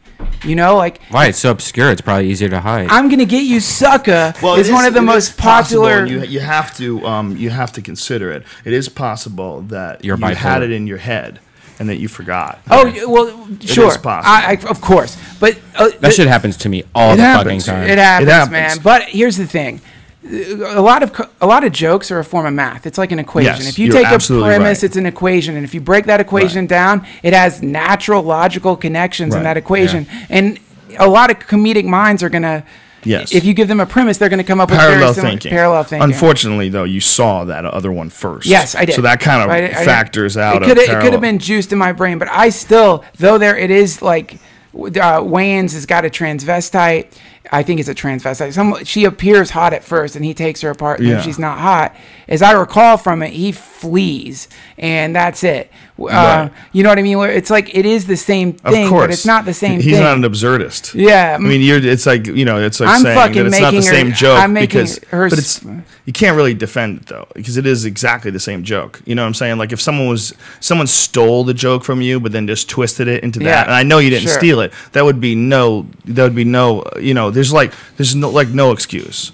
You can't say, well, I did it differently. Of course, you thought of it on your own. What can I fucking do? It's like it's there on the internet. Yeah. There's nothing I do about it. And Is it true that you're not even Mexican? my name's Ned. No, man. But it's you know what I'm saying though. It's like it's like it parallel thinking is just it's unavoidable. Well, and what it is, you got to go. Oh shit, I did. Whoops. Listen to me, Wayans. I'm gonna steal your fucking sketches from now on. I've made the decision. Don't say that. Someone will cut that. I'm just kidding. I love you, Joe. Yeah, it's gonna just echo. They're gonna edit that part out. Don't unleash the hackers, Joe. They're gonna cut out that part, and you just fucked up. Yeah, kid. you just really fucked up. Yeah, you said something you should never That's gonna say be ever, somebody's even in ringtone. jest. Why say rude, mean things and pretend? Yeah. That's a tired form of comedy. Give me a Dare break. you, Duncan? Do you know Get what's outta fucking funny, dude? What? The soup. I did the soup this morning. That show's funny, dude. I did not know. They had It is a bunch funny. of really funny sketches where they were making fun of the chick How from high were you? Real Housewives. I was sober, stone cold sober. They were making fun of Real Housewives of Beverly Hills, like one of the crazy chicks that's kind of cracked out in the show. One of the writers does a hilarious version of this chick. Like I just guessed by seeing it. It was hard to hear because it was really loud in there. But I asked her like right away. I was like, "That's like the girl from Real Housewives." She's like, "Yeah," and I high fived her. It was like really funny shit, man. That Joel McHale dude, he's fucking funny. He's got great delivery, and the writers are really funny, man. They had some funny shit on Kim Kardashian and. Dude, I watched this one show, this Access morning show, where this guy, they were goofing on it. It's on tonight's episode. You have to watch this because you can't believe this is real. This guy is reading from his BlackBerry, and he's talking about his help, his Mexican help. We gave him a chance to serve the other day. You know, he'd never served before, and here you go, here's your shot. Oh, my God, dude, it's so gross. And then he reads the guy's text in broken English. Oh, me legs shaking all day. And he reads it in like a Mexican accent. Dude, it's like you watch it, you go, my God, someone pull that guy aside and give him a mushroom trip. Yeah. Someone give that dude a mushroom trip and a mirror and sit him in a room and tell him to think about his life. The fuck, man.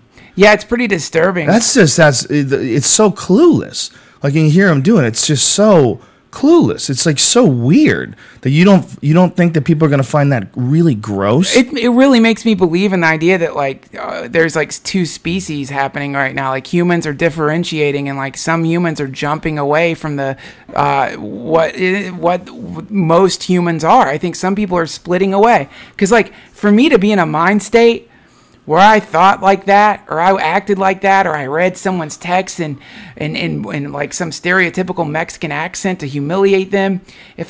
For me to be, he didn't even think he was humiliated. I think I'd have to have a head injury. And imagine if I started doing that, you'd be authentically worried about me. You'd think I'd had a breakdown or something. This is how this person lives every day of their fucking life. So it's like, what is that? What kind of being is that? That's a human. I know it's a human, but it's not the same kind of human I am. That's a different kind of human. That's a full of shit human. That's a full of shit human. I don't know what it is. How old is it? How old is that thing? How old is that guy? He's in his 30s. So this is a guy in his 30s. He's managed to get to his 30s, and he's still like that. Nothing's knocked him off the path. He's never, when you see someone like that, you know a few things. You know that he's never smoked pot, probably. Probably definitely never taken acid, never eaten mushrooms. Probably has never heard really good music. And he's like one of those salamanders that never really goes through the transformation because the water never reaches a certain alkaline level. Yeah, that's what he is, man. You know, you ever hear of those? Yeah. There's certain, there's certain animals that never metamorphosize. Yeah. Is that the word? Metamorphosize? Yeah. There's certain animals that if the conditions are incorrect or if there's pollution in the environment, all kinds of different factors have to be taken into account. Otherwise, they won't make the connection. He's like a puppy that's eyes didn't open or ears didn't open. You know, its eyes stayed fucking shut. It's a silly hippie argument that everybody needs psychedelics. But, it's not everybody. I'm not saying everybody needs them, but goddamn, a lot of people could use them. A lot of people.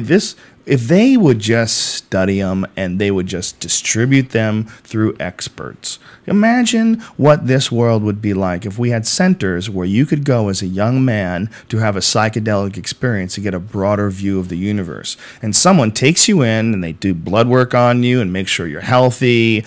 And then they sit you down and you watch documentaries and you take a class. And when you graduate from the class, and the class is all about pharmacology and the way that different things interact with your body. And when you're done with this class, you feel educated and you feel like you can make your own decision whether or not you want to try this. And if you do want to try it, then they have a ceremony. And every kid goes in there and you all, with proper meditation techniques, proper education as to what the history of the use of these substances is, and the history and the anecdotal evidence that it may have been responsible for the actual birth of religion, that this might be what religion is all about. It might be psychedelic experience. If we could have that, we could have communities where we did that, where you'd have a big giant football field full of people that are doing mushrooms and are putting out positive energy and are there and are balanced, healthy people that want to unite together as a species and want to embrace each other and help each other and no one ever get greedy, but let's all work together and do this together.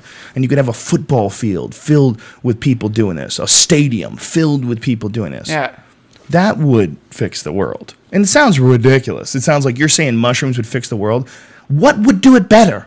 What could possibly have that effect? Education? Education doesn't necessarily get through your subconscious. Education doesn't necessarily get through your programming. Sex. Education doesn't necessarily get through anything in your life that's really ingrained as a behavior pattern. It doesn't always. You could tell people all day, like Brian, that cigarettes cause cancer, and this silly goof is going to keep buying cigarettes. Probably more than mushrooms. No, it wouldn't. Mushrooms would do it better than anything. Sex is just... there's no enlightenment involved in that, Brian. It's silly. The psychedelic experience itself is important. You need to be humbled. It's not just, everybody fuck everybody and feel good about it. Yeah, we've talked about this before when Duncan was on, and that might be good for like 5 out of 10 people, and the other 5, they're so terrified they're not going to ever leave the house again. That's not necessarily the case, because if it was done correctly through some sort of a shamanic center where they actually evaluated people and taught them and educated them, you'd probably be able to weed out the people who were fucked up. And you'd probably be like, dude, reality itself is a little fucking slippery for you. Maybe you should not be doing this. Maybe we should look into like Ritalin for you. Maybe we should, you know what I'm saying? I mean, sure. A lot of people are 100% antidepressants. They're like, fuck that, dude. You're ruining your brain chemistry. Fuck that, dude. Don't let them change your brain. I know several people where it's literally changed their life for the better and saved their life, maybe even. I know several people. So I would never say that. I would never say that. Well, man, there's no fucking... I mean, the thing is, there's no rules. It's like this is... The main rule is this is your incarnation and you get to do what you want with it. The idea is to, like, as much as you can, expand in your levels of happiness and your awareness so that you can feel connected and good in this existence. And there are a lot of tools to do that. Some of the tools take a long fucking time to do. And I think, like, when McKenna was talking about mushrooms being the most obvious tool to transform to create, like, a huge wide-scale transformation on the planet, he recognized that there's not a lot of time. That's what he was thinking. It's not like we've got a ton of fucking time to create, like, meditation temples or to spread good information or to spread some new religion. There's no time for that shit. You would, if you really wanted to transform these weird people who worship invisible, homophobic, child-sacrificing gods, if you wanted to transform people who feel comfortable dropping bombs on other people, then the quickest way to do it would be to give them a substance that allowed them to connect to each other and to the earth and to develop an instantaneous form of empathy unlike anything else. And then when they came back to, it'd be much more difficult to think about, to perceive what their weird invisible God in the same way. Yeah, it's almost like we're moving in a terrible direction, because we don't have the proper ingredients. So because we don't have the proper ingredients, we can't feel what we're doing. It's almost like we have a numb arm probing into the darkness, and that numb arm is scratching the fuck out of reality. Yeah. And we don't know it because we just can't feel it. But if we could just feel it, if we could add this other ingredient into the mixture that is life, well then, okay, now all your pieces are in order, and now you can see and feel what you're doing. Because the big problem with human beings when it comes to pollution, when it comes to destroying the atmosphere, when it comes to the idea of, you know, what these nuclear disasters, we're not feeling it. We don't feel it. We don't feel the damage that we're doing. We don't feel the garbage patch in the ocean. We don't feel anything when you when you take a water bottle and then you toss it in the garbage can. You did your job. I'm done. I have no connection with this anymore. And then we don't feel when it goes into the ocean and becomes a fucking patch that's floating, that's as big as Texas. We don't feel that. And that is a lack of a connection. That's a missing thing. That's an animal that doesn't have all of its ingredients. Well, it's fucking blind. Yeah. That's what it is. It's blind, and everyone's stumbling around blind, and their focus is on material gain, and their focus is on shit that can, if it does make you happy, it's a form of very transient, temporary happiness that's for a lot of people, it's usually followed by like depression and stress, like people who buy shit they can't afford, get into debt to the banks and become slaves. And so, yeah, man, people have lost the initial or original connection with the spirit of the earth. You know, if you think about like ayahuasca and the people drinking it in the jungle and communing with the mind of nature, and then getting direction from the tribe, from the mind of nature. And for people that think this is hippie bullshit, when scientists first came to the Amazon and discovered ayahuasca, they tried to call it telepathine. That's what they were going to try to talk. That's what they were going to name it as, because of the fact that they were able to have these telepathic experiences with each other, and they all communicated about having shared visions and shared hallucinations. Yeah. So they were going to call it telepathine, but it was already, the chemical in it was already named harmine, or the you know, whatever the substance was. So they had to stick with the name harmine. But well, see, this substance, I think, for these people has been a form of spiritual compass. It points in the right direction. It sets you straight. It's like a tuning fork for your soul. But it's amazing that talking about this, how did this happen? Talking about this is ridiculous. Talking about this is absolutely silly. I feel nervous when we start talking about mushrooms can change the world, because I'm like, who the fuck what is this idiot saying? You know, what kind of nonsense is he saying? But meanwhile, you're compelled. To say, listen, I know it sounds stupid. I know I'm a goofy looking fuck. I know I'm the Fear Factor guy. Yeah. I know, who the hell am I? I barely got through high school, went to 3 years of college where I halfway paid attention. But I'm saying that we might be overlooking one of the biggest tools that human beings have ever had for evolving and developing. And that might be why the fucking train is off the tracks and into the woods. It might be that the animal isn't balanced. And it might be that the animal literally developed eating all this stuff. The animal might have become consciousness and aware from being a savage, eating all this stuff. It might be, we might have a symbiotic relationship on this earth with certain plants that we've made illegal.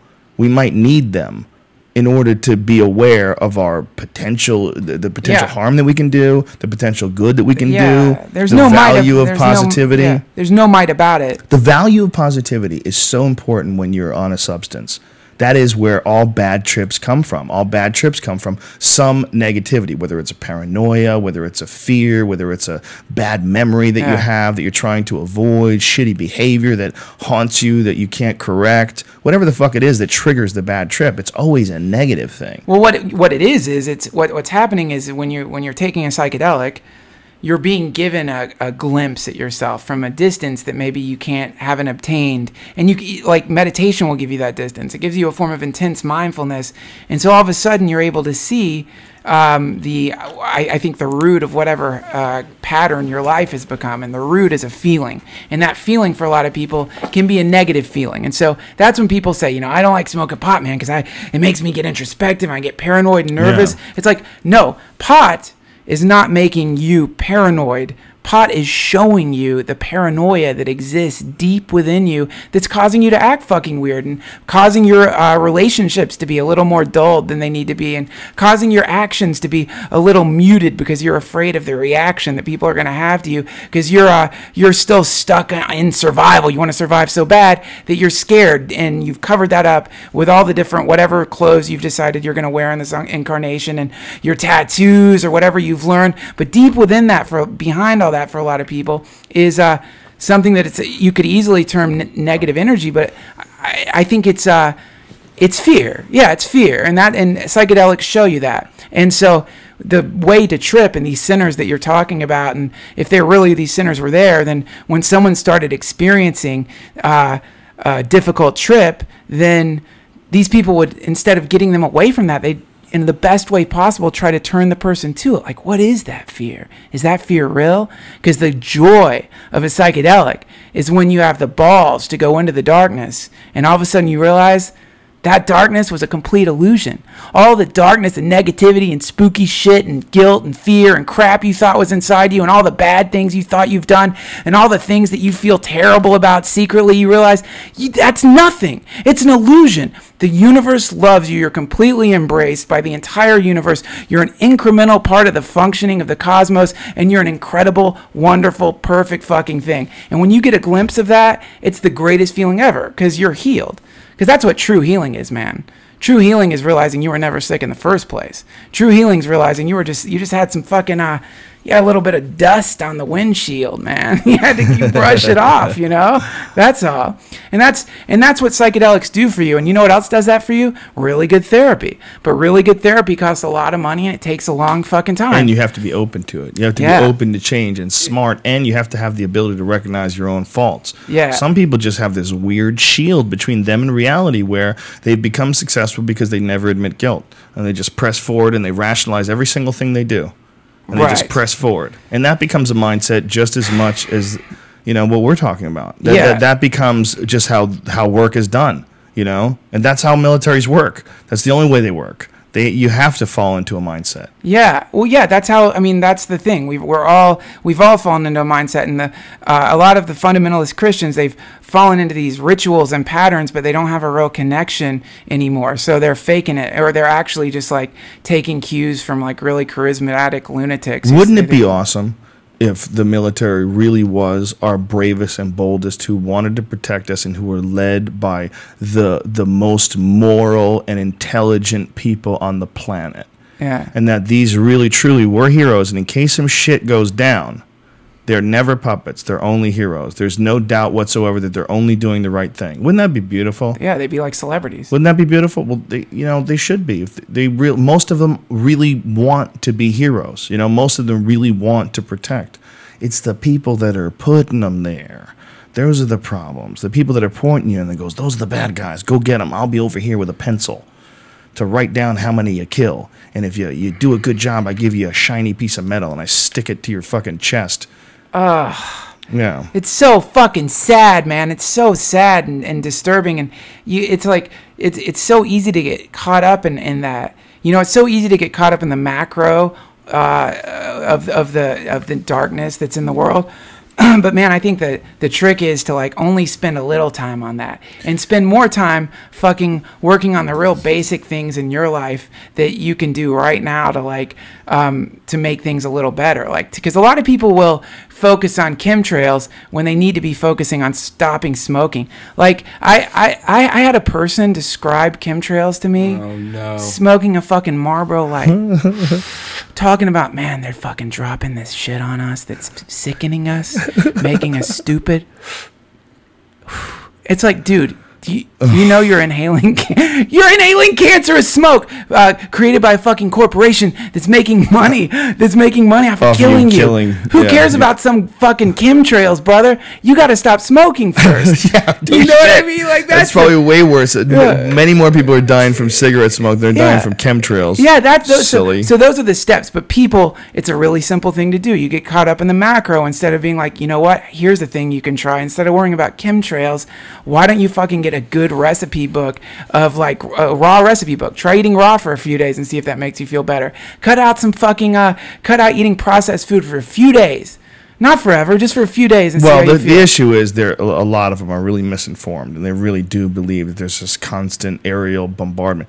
But one of the reasons why they believe it is because they have done some chemical spraying on people, and they've done it against people's will. It's a fact. Sure. You know, it's not. I don't believe it's happening every day. I think a lot of what people are seeing is called contrails. It's a natural thing that happens when jet engines encounter moisture in the atmosphere. It was explained to me by a pilot in great detail. Yeah, but let's go fight the chemtrail pilots when we've got a clear head because we haven't been eating shitty food, and when we feel like fit because we've been exercising, that's when we can start waging the real war. Well, wait, my point is the reason why they believe that there's chemtrails is because there have been chemtrails. There really have been. The government has experimented. I have no doubt. I don't think they're doing it all the time, but it has happened. Sure. There's not only has it happened, but in certain states,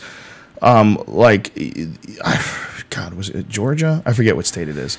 Anyway, the point is that it's literally like written into insurance laws. Like there's things about like chemicals spraying that like you insure against them. I believe I'm speaking out of hand right here because I don't know the exact details of it. It seems a little blurry in my mind right now while I'm trying to pull it up. But I remember whatever it was, this little piece of legislation, whether it was something about insurance or not, whatever it was written down. It was essentially saying that there will be weather-controlled experiments. Yeah. And that they will do something to alter the weather. And we know that in Abu Dhabi, they made it rain 50 times last year. Wow. So they essentially made it rain once a week with a plane flying over. I think it's aluminum oxide and barium or something. I forget what it is that they spray into the air. But they spray it, and somehow or another, it makes these clouds form, and it makes rainfall in the desert in Abu Dhabi, man. It's amazing. I mean, it's incredible. So if we know that they're doing that, well, they gave people syphilis. They didn't just learn how to do it over there, is my point. They probably practiced some shit here. And they've probably been doing it here in small doses for a long time, Well, yeah, I mean, pretty much anything that I found out about the government doing, I wouldn't be that surprised. Like, no matter when you say syphilis, you're talking about the Tuskegee. Yeah.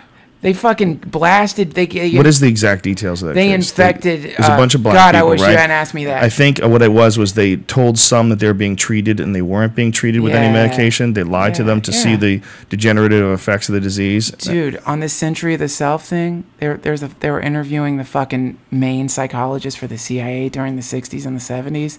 And he was just talking about all the shit they did with LSD experiments where they like wipe people's pasts away. They would blast you on acid and give you electroshock therapy to try to fucking erase your personality. Like, they've done all kinds of crazy shit, and they probably are continuing to do crazy shit. And there's a really good chance that when you're driving through any public space, you're being bombarded with subliminal messages, and all the billboards that you're seeing that are turning you into a fucking rabid consumer that only wants to eat and drink and doesn't ever want to think about anything more than getting a raise and getting drunk at night. And it may be that this is all intentional, but what I'm saying is, if you worry about that too much, then you're not going to do your dishes, and you're going to have roaches in your fucking apartment, and then you're going to start feeling depressed, and then you get really caught deep in the trap. The first thing you have to do is like come to your senses. That's the first thing, and the easiest way to come to your senses is to like stop putting the pills in your mouth. In the like movies about mental asylums, inevitably the hero will always start putting the pills under his bed and have that little line of pills under his bed, and all of a sudden he's come to his senses again and he can plan his escape. But until you fucking stop taking the pills, you can't plan your escape. So it's like, okay, yeah, maybe there's some fucked up shit happening in the world, but you got to stop smoking. Maybe there's some fucked up shit happening in the world, but you should run a few times a week. Maybe there's fucked up shit happening in the world, but you need to take a shower, brush your teeth, floss, get clean and healthy, and then when you have more of a clear head, then you can start making real moves and really analyzing what may be happening. But until then, you're all foggy and fucked up. When you see Michael Moore, don't you want to go, dude? Yeah. Forget about the government. Yes. All right. Take care of yourself, son. Yeah. You got to deal with the fucking tyranny in yourself. Yeah. You got to deal with the fucking demonic senators and congressmen inside of you that keep telling you to eat a fucking cheeseburger and a bag of Doritos before you go to bed. Stop those fucking people first. Veto their bills that are coming from inside your heart. Is that a self-hate thing? Is that an I don't care about my own safety thing?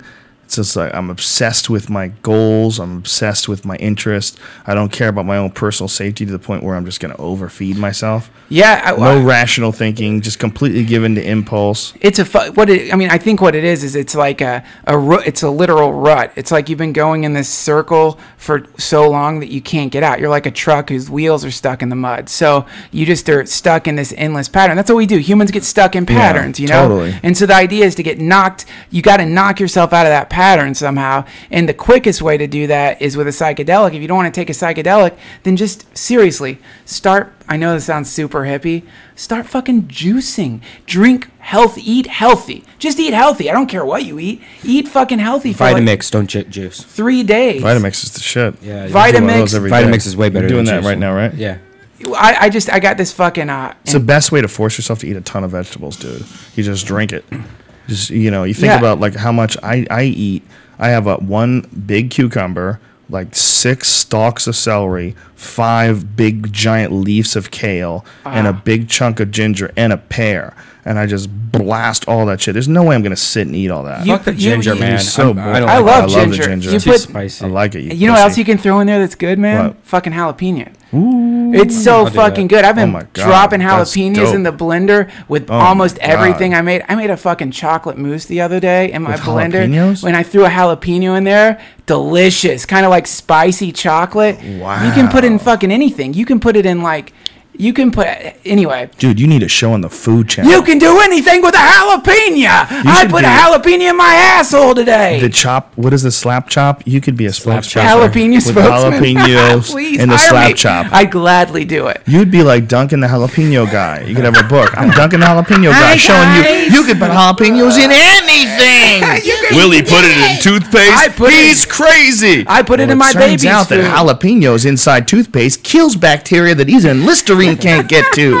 And this is like an ancient way that the Mayans used to clean their teeth. They chewed on habanero peppers. I love it. Imagine if that's true. If it's like it kills all the poison. What, jalapeno? Well, isn't that one of the things that Japanese people like to use wasabi with sushi, because wasabi apparently has an effect on any sort of bacteria. I believe that you it. might. Yeah, I mean it's fucking blowtorch. Shit's hardcore, Yeah, man. snort wasabi. Good luck. I always fuck that up too, man. I Put too always much. fuck it. Yeah, inevitably I take like a giant bite or two. I love it. I love wasabi. I ate up a whole fucking jar of habanero salsa last night. I had chips in this big jar of from the moment I ate the first bite, I was like, God damn, this shit is hot. Yeah. I couldn't stop. I was sweating. Do you never get fire shits or anything? Oh yeah, I do. course. So you just Of course take I it. do. You're like, all right, I know I'm going to kill I myself. take it, dude. I get in a horse stance and I ride over the bowl. I'm just thinking as remember in the movie Kung Fu when the flaming pot's in front of him and one side has a dragon, the other side has a tiger, and he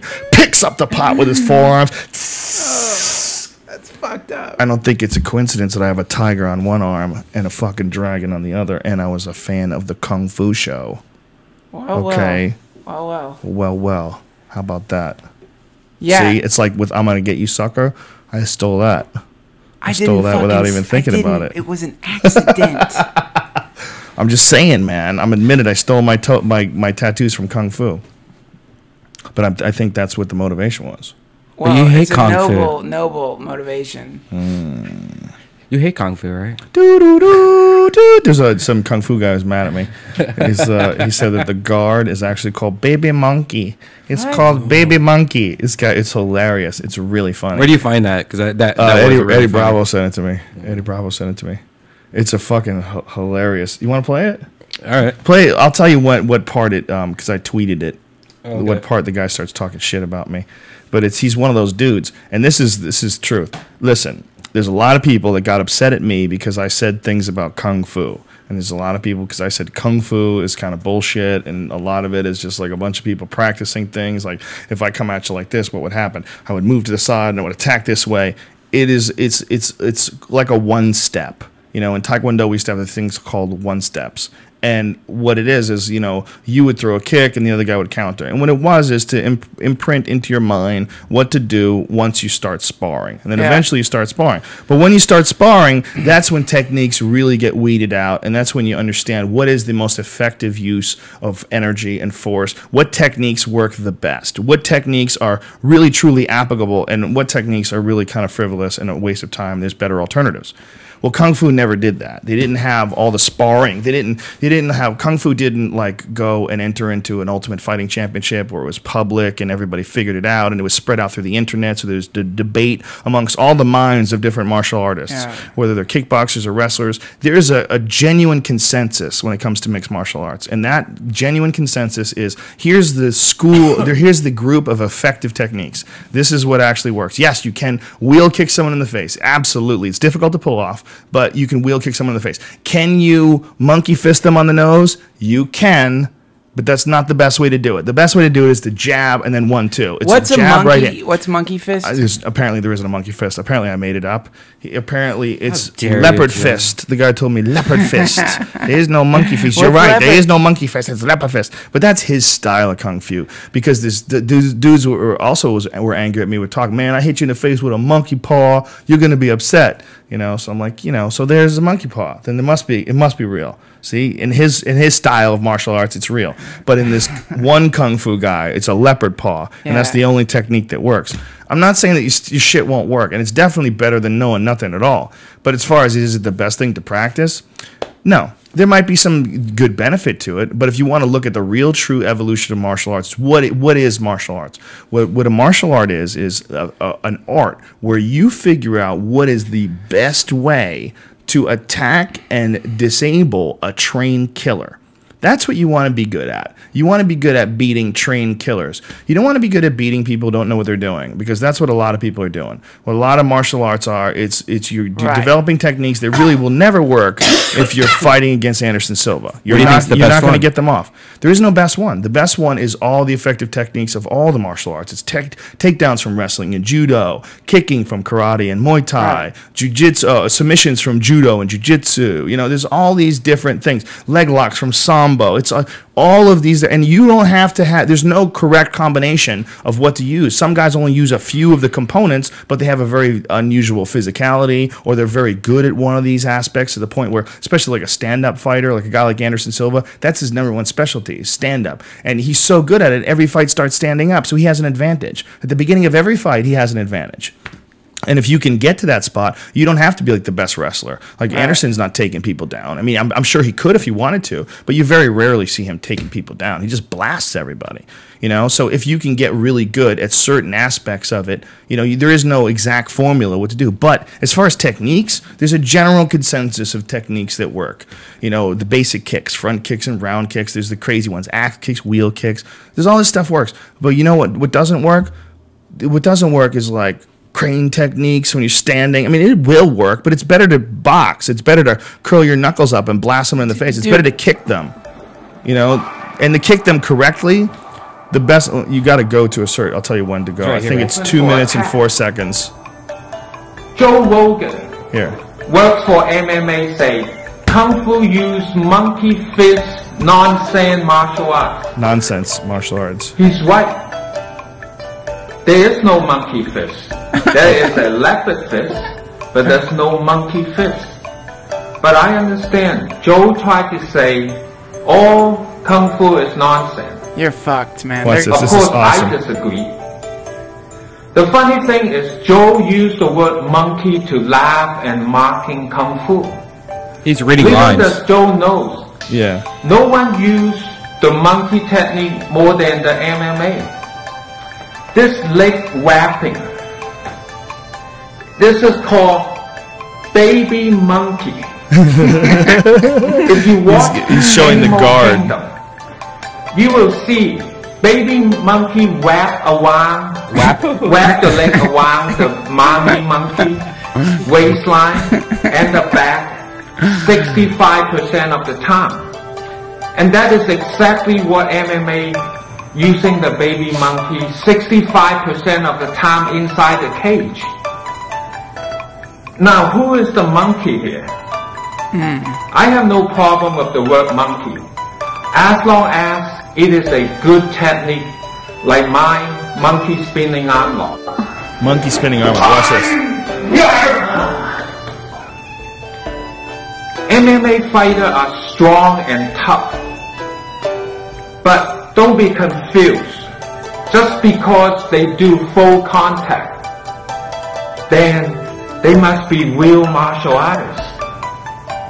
Do you think gangsters do full contact fighting? Then they must be all real martial artists? Absolutely not. Okay, hold on The a second. difference between a street fighter... I think we might be getting trolled. That feels like a troll. Yeah, as I'm watching this under the influence of the sacred plant, Yeah. I'm like, this guy's obviously reading off of something. Yeah, he's And reading when- off to the And side. when I'm listening to it, I'm like, this guy, it doesn't sound like it makes sense. And then when he hits that armbar, God, dude, he does that so slow. That's a guy who's not a grappler at all. He's not a grappler. That guy doesn't know what he's doing. Dude, one of the things was called Monkey Baby. Or, like, this Baby is monkey, baby monkey. It was Yeah. awesome. Well, that might be a technique. It very well might be, but it also might be a troll. Feels like a I'd say troll. It Feels like a feels troll. totally like That's a a troll. troll. That's why he mentioned my name, because he knows I'm stupid and I'd bite. Yeah. And I just Oh, went right Joe. after it. And he pretty won. good. He got me the fuck. You and Sam Tripper. Baby monkey.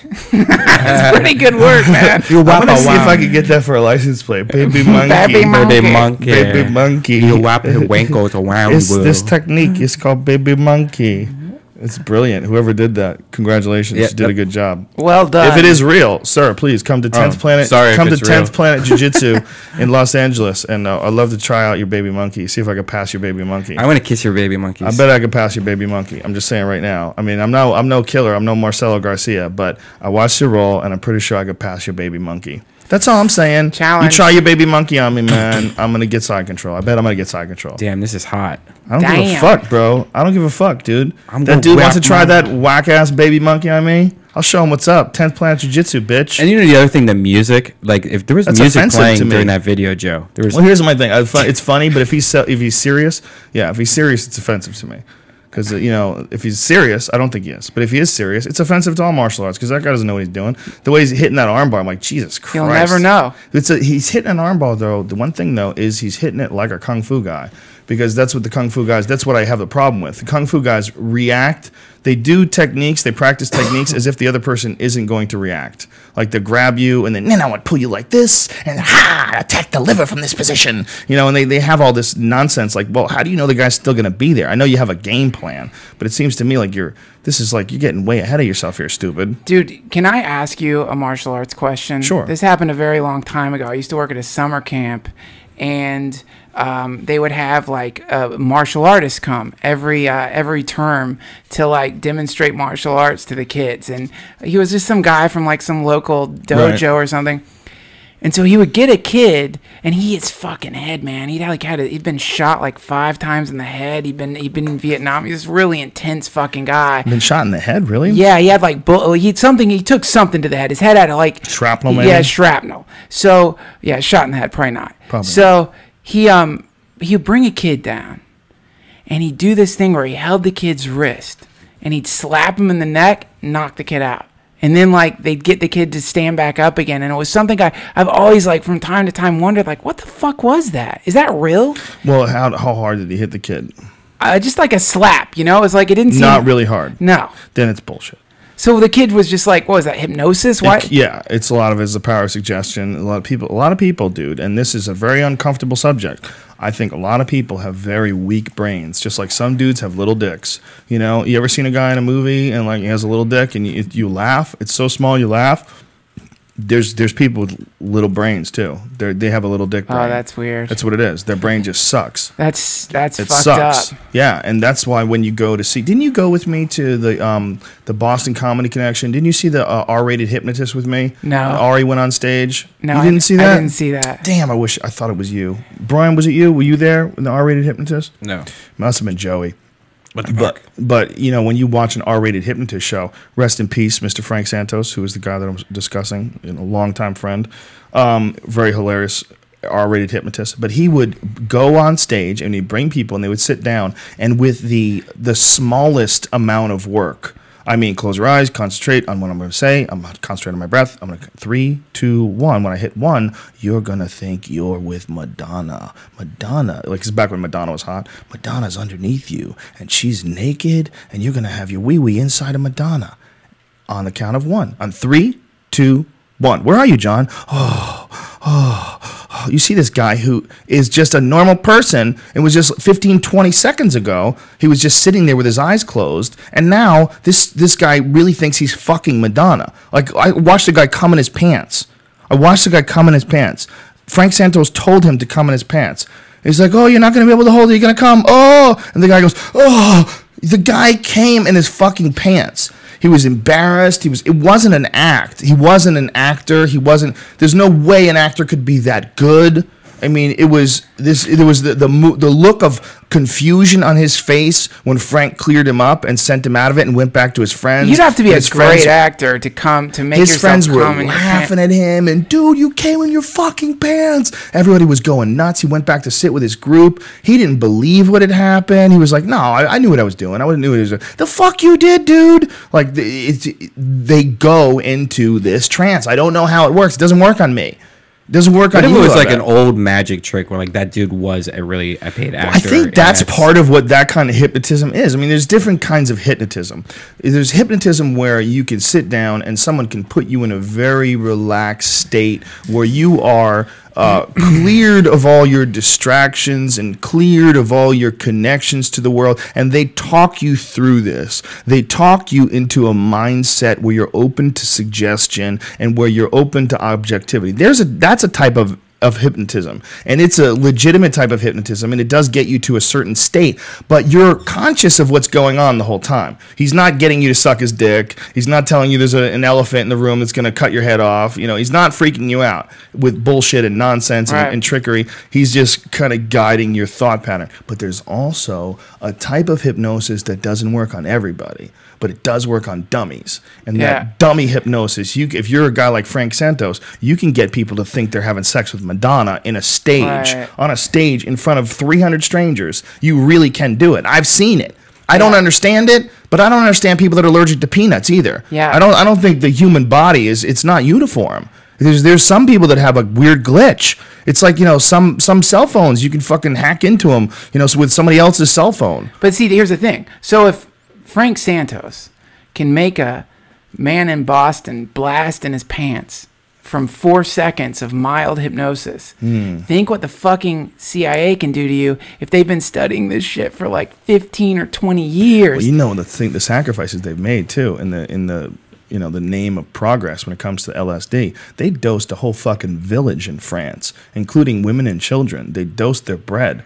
You know about that story? Nope. The Freedom of Information Act, it was revealed like, I want to say 2009, but I don't remember when the exact date it was revealed. But the CIA did a fucking LSD experiment in a small French town and dosed the entire town. Here, I'll look it up.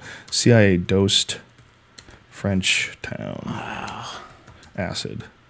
Yeah, dude, they didn't give a fuck. Here, the CIA dosed an entire village with LSD. Yep. Incredible story. Back in the 50s, an entire French village suddenly went mad.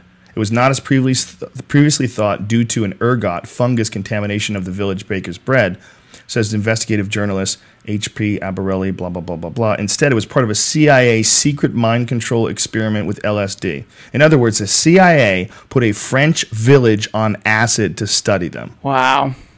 And by the way, they're responsible for the fucking Unabomber. You ever watch that documentary? You told me about that. Yeah, he was a part of the fucking LSD experiments in Harvard. Yeah. Gee, what a shocker.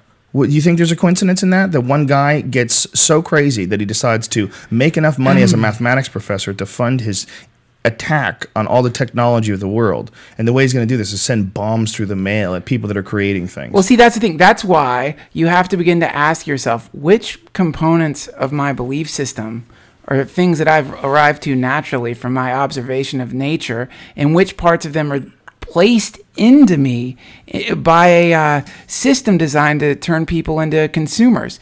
And I think that more often or not, a greater percentage of your personality than you would like is not you at all. It's a tapestry that's been cleverly woven by a system designed to make people feel totally normal, spending the majority of their lives driving in a commute and working in a shit job and being tired all the time.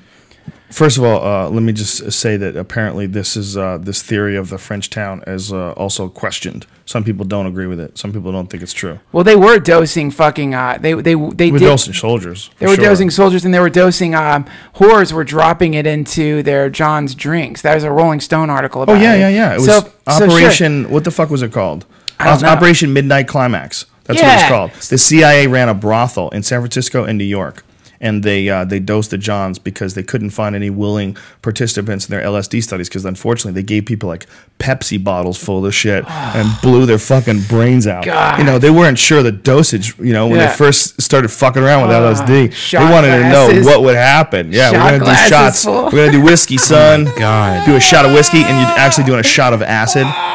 You know what McKenna described molecularly? He said LSD has the power of an ant that could disassemble the entire Statue of Liberty in 30 minutes. Wow. Because that's molecularly, crazy. That's what it's like. That's how strong acid is. Oh, it's the best.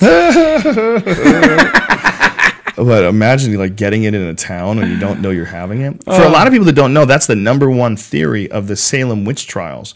The Salem witch trials has to do with the first thing that they were saying about, as previously thought, it was an ergot fungus contamination of the village baker's bread. Apparently what happens is when you have a crop of like wheat or whatever the fuck it is, any kind of grain, and it freezes if they have a frost, and then when it thaws out, apparently it's susceptible to certain funguses. Yeah. Like it fucks up the plant, and the plant gets contaminated sometimes by certain funguses.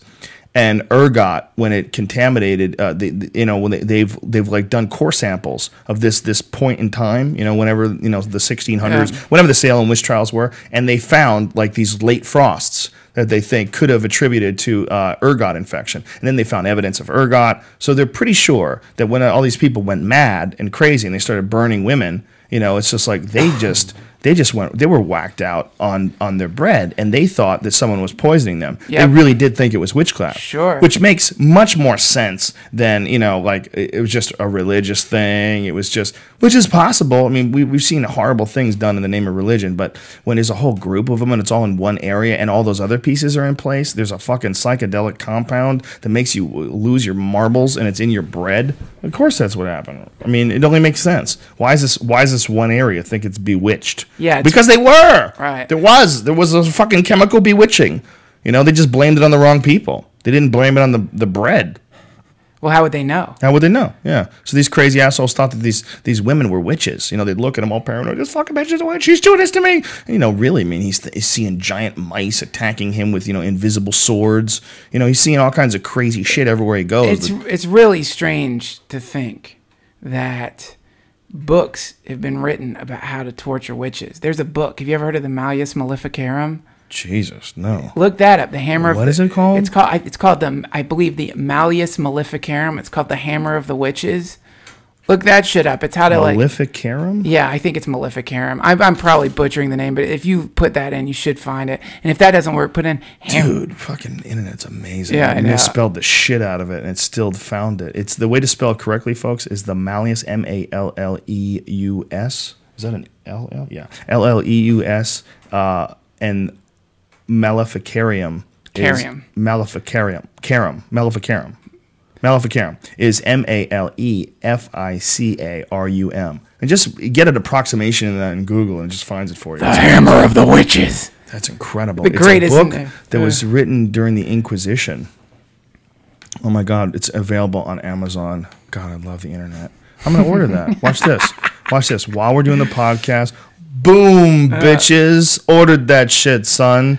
1996. Come on, how dope is that? I just bought an awesome book. After the witch trials, though, they still were eating the same bread, though. Wouldn't they still be crazy? Like if that was true about the grain? No, because it didn't last for very long. It's only for one season. So, for one season or whatever season that this happens, where they get this grain and this grain is infected with the ergot, that's the season where everyone's jacked and fucked up. But McKenna's theory was I think more that it wasn't that these people were freaking out. This isn't McKenna's theory. Oh, I know. This is mainstream, I guess it was archaeologists. Oh, no. Who looks that? Is that called archaeology when you only go back a couple hundred years? History? Yeah, Historians? I think that could be archaeology. I don't know. I don't know. I think there's a difference between historians and archaeologists. I'd love to know.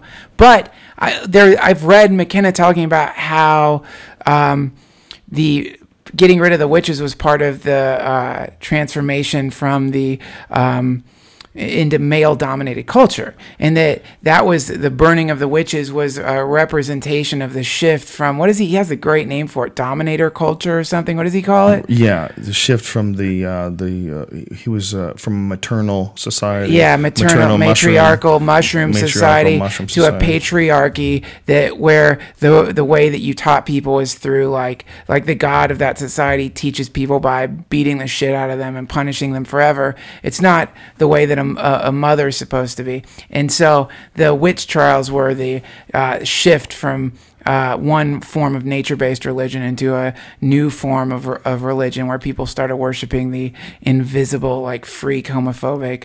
That could be possible, but the other finding I think was after. It was I think it was even after McKenna was dead. McKenna, I believe, died in 2001. I think I think they discovered this a little later. So it's kind of clear evidence. I think it's just combinations because there were it could be that too. There were women back then who were practicing. Right. It could be they would have never killed the witches if it was like a balanced society. They would have just gone, "Oh, you're a fucking witch." "Oh no, you're not." "Oh my god, I was on acid or something." Yeah. They wouldn't like get together with pitchforks and fucking torches. Maybe it could be they were already pissed off at chicks, and then when they got on the acid or the ergot rather, they'd be like, "Well, this is a perfect time to kill all these bitches." Yeah. It could be that. This is the last straw. Well, it's a weird thing, man, when, the whole idea of happiness and pleasure is a lot of it revolves around people wanting to be around you. And a lot of it revolves around the opposite sex wanting to be around you. And for most of us, look, the reality is most of us are not that attractive. There's not that many people that are like really attracted to you. And for a lot of people, their life is a constant series of rejections, and especially from women. Guys, they're dumpy, they have no self-esteem, and they get a couple drinks in them, and hey, you think maybe I could fucking get some of that ass? They say something awful, knowing, really it's just like a lack of confidence. Like people would say that they're a dickhead, but really a lot of it is like a preemptive attack because you think eventually this person's going to destroy your soul, because that's your experience with relationships. That's your experience with interacting with women. Every time you've attempted to interact with women, they've let you know that you're repulsive. Ew, it was you. Bah, no thank you. Ew, get away. And that programming just enters into this guy's definition of what a woman is, of what, who you are. You're the person who brings the bad feelings. You're the person who brings this horrible feeling. Sure, right. So they get a few drinks in there. Like some Pavlovian response to women where you're pissed and you're fucking, all of a sudden you're like using tricks from the game to try to say shitty things to girls to like discombobulate them and somehow like trick them into fucking you instead of just getting them to have sex with you because they like you, because you're a good person, you're fucking cool. Well, I don't think people can realize that, and part of the reason why people can't realize that is because people are selfish. I have a friend, and he will remain nameless, but we had a conversation where he was getting dumped, and he was super upset about it, and he didn't know how to deal with it, and he was asking me for advice.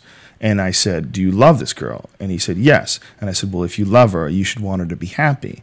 And if her being happy means her being with another man or another person, you should respect that, and you should love her still." I go, "This is just a human being, and people break up, and I don't hate everyone I used to date. In fact, with time, I love all of them, even the ones that I didn't get along with, man. When I look back on every single girl that I ever dated, I swear to God, I only will allow the positive thing. I have some negative stories that are really funny and I tell them, but in my mind, when I'm thinking about that person, I only think about them when I love them. I only think about them, whatever, no matter what went wrong, no matter, what horrible thing was said, that made the whole thing fall apart. I refuse to define them by that, and I instead define them by their potential, by what they meant to me when they were at their best.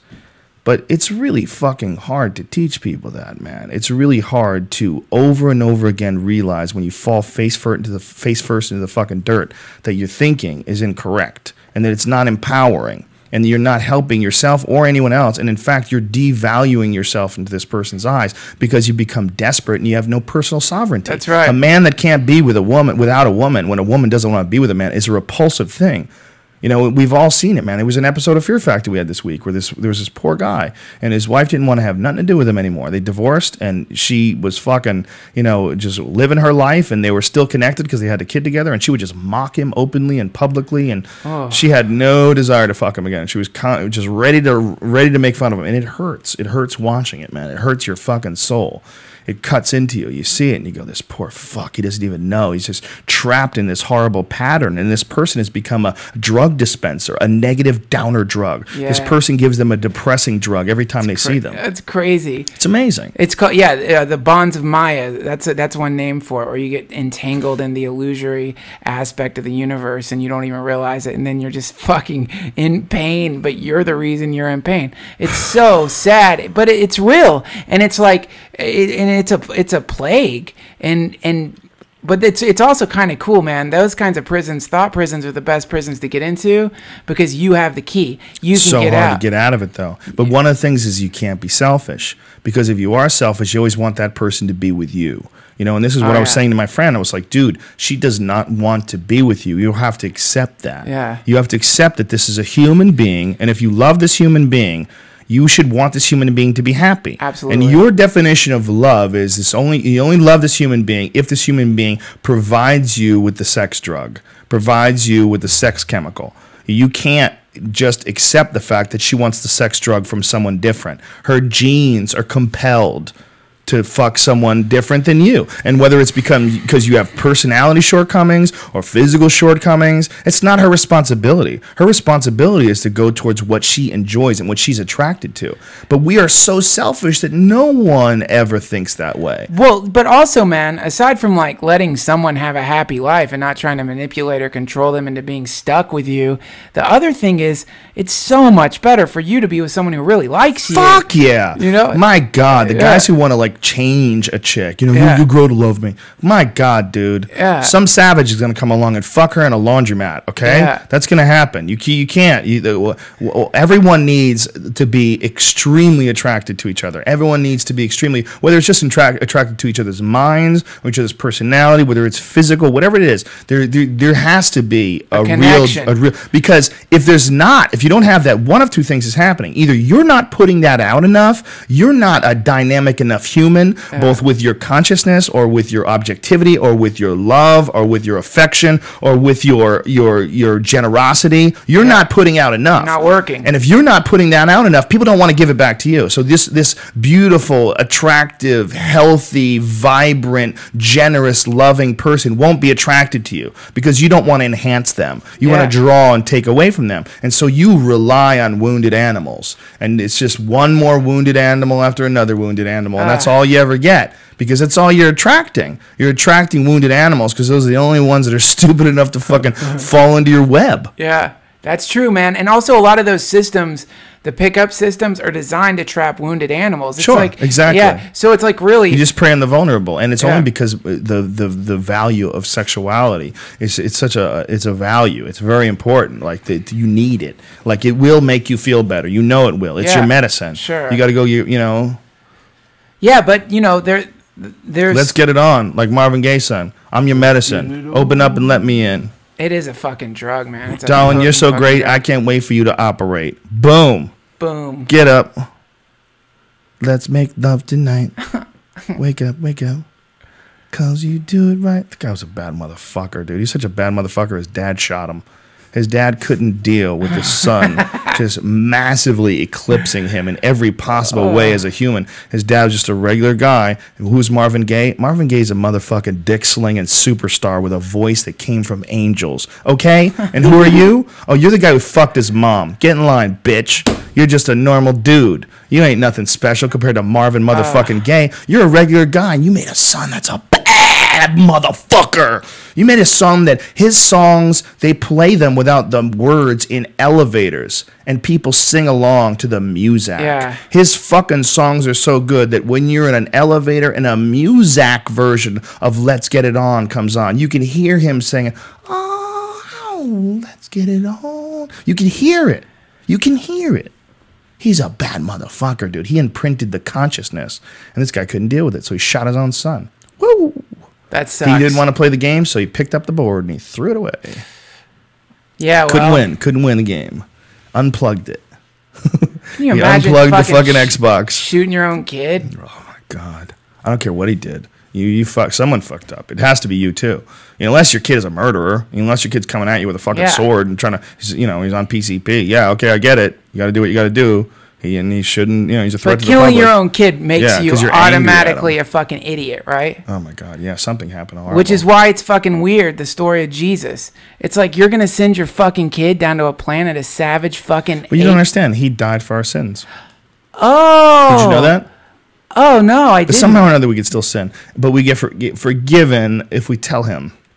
If we embrace him, then you get forgiven. Yeah, Wait. You're allowed to still sin. You could totally fuck up. But at the end, you have to really realize and really embrace Jesus as your God. Joe, what are you saying? Once you do that, it's like a crazy escape clause. It's like, some corporations don't have to pay any taxes at all. Yeah. And they can just fuck everybody over and make trillions and trillions of dollars. They're wonderful. And you go, what kind of loophole is that? That's ridiculous. Well, they just have to pay the right politicians. And this loophole, the death loophole, is you can just fucking rape and pillage your whole life. But if you find Christianity at the end, like General Butt Naked from Liberia, you know that story? Yes. Shane Smith, he had us on the podcast. Totally. Guys are directly responsible for the death of thousands of people. I know about thousands of people, and Naked. he killed babies and ate their hearts. Yep. Ate their still beating hearts. Yep. Okay, and he's a Christian, and because he's a Christian, they didn't even prosecute him. Praise God. How amazing is Praise that? God. Praise God. God's so beautiful. God is going to put him in heaven, but not like a regular person who's born in the jungle of Brazil and is good his whole life and only does good for his tribe and his family and and has great respect for the earth. Sure. That guy's going straight to hell. The earth? That cunt face. Respect for the earth? I don't respect the earth. Indigenous douchebag is going right to the fucking oven. Dude, do you know about dispensations? Do you know what I believe they're called dispensations. Do you know about this? No, what is it? And I may be saying the word wrong, but it used to be able to buy from the Catholic Church for money. Yes, bishops used to be able to do that. Yeah, you could buy, you could save yourself. You could buy, no matter what, you're going to heaven. Like, I gave you this much money, so I'm set. Like, here's whatever, $200,000. I'm cool, right? No matter what I do for the rest of my life, I'm still going to heaven. Like, yeah, you're fine. You gave enough money, now you're fine. That's hilarious. It's amazing. That's brilliant. Like, the Catholic Church, you know how funny that is to come up with a trick like that when you start realizing wait a minute, I can just write down on paper that people are going to an imaginary place forever, and they'll give me thousands and thousands of dollars in gold and diamonds. That's incredible. It's incredible. It's kind of like talking seriously about the tooth fairy. Like if we were having a conversation about the tooth fairy. Well, the crazy thing is people are willing to die for that tooth fairy. Yeah. They're willing to kill you for degrading that tooth fairy. And to ruin their lives. They're willing to not use birth control. They're willing to not wear condoms and fucking bring kids into the world that they didn't even want to have for that tooth fairy. They're willing to do a lot of crazy shit for that tooth fairy, and there's a wide spectrum of crazy, and it varies from town to town, and church cult to church cult. And I think that there's there's something that's an actual, I think there really is I don't know what you call it, but I do think there's a super consciousness you can tune into that will give you some direction, and the directions usually don't be an asshole. Well, that's why I was saying that the morality of the universe would tell you that you're not allowed to spray pepper spray in the face of kneeling children. Oh, yes. The morality of the universe would say these are peaceful people. You have no right to do anything to harm them. They have a legitimate gripe and concern. Whether they're handling it the correct way is debatable, but the morality of the universe, the true knowledge of what is right and wrong. It's like instantly you realize that's an evil task. And if that was your little girl, that's your 18-year-old girl, idealistic first day and first year in college, and this asshole is spraying her in the face with pepper spray, you'd want to beat his brain flat. He deserves it. You'd want to beat him to death. If I saw that guy spray my baby in the face, I would not be able to help myself. It wouldn't, if there was cars in the way, if there was cops in the way, I would have tried physically to get my hands on him. Sure. I would have to. I wouldn't be able to stop myself. It would be like a murderous animal-like rampage. You would feel it from the bottom of your DNA. Yeah. That you would have to stop this person from doing that. Yeah.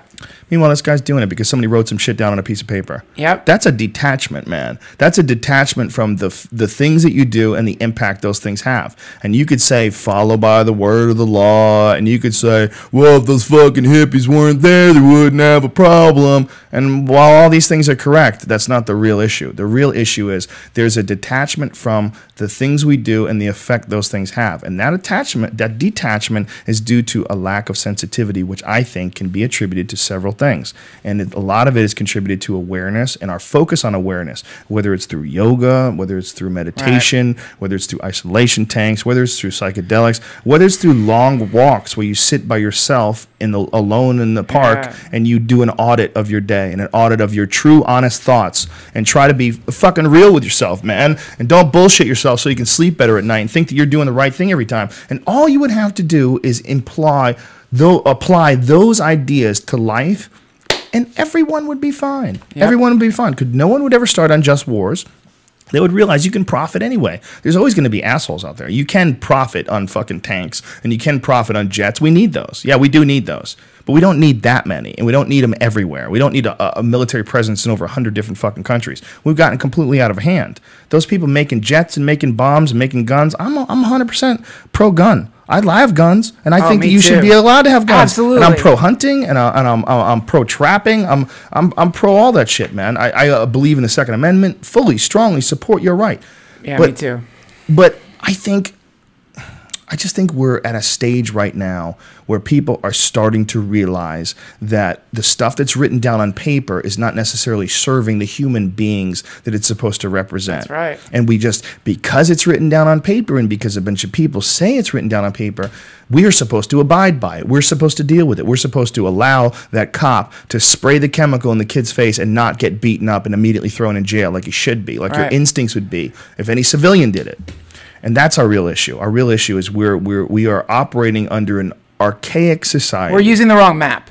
Yes. We're using an old shitty map that worked at a different kind of terrain. The terrain has changed now. We need some new maps.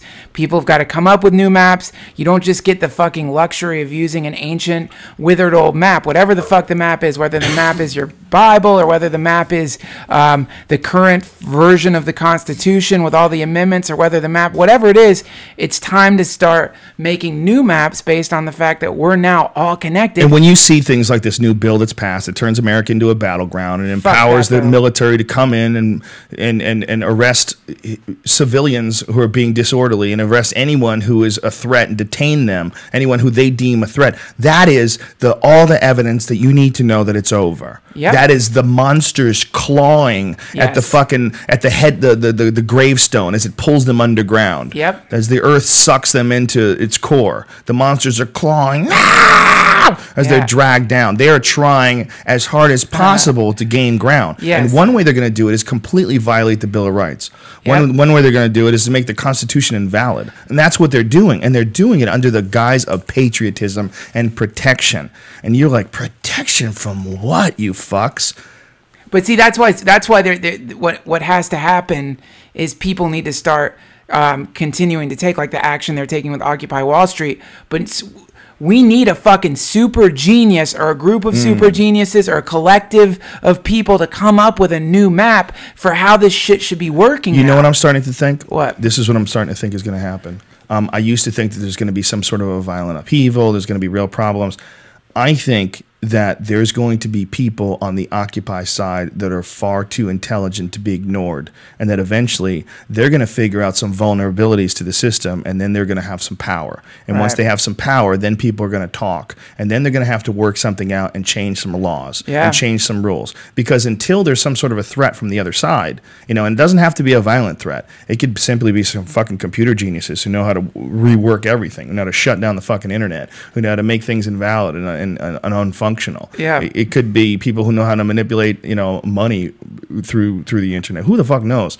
I mean, it's going to be deemed a terrorist act, whatever it is. Anything. I mean, that's really what by the Patriot Act. Anything you're doing to attack the government now is like a terrorist act, right? I bet me even suggesting that someone may try to do this makes you under suspicion. You extrapolating and looking at history, and you looking at human behavior, and you're looking at the situation and knowing that it's going to escalate. What could happen? I think someone's going to figure out a way to have some power over the occupiers. But by saying that, it's almost like I'm cheerleading. Like I can become an enemy by saying that, which is amazing.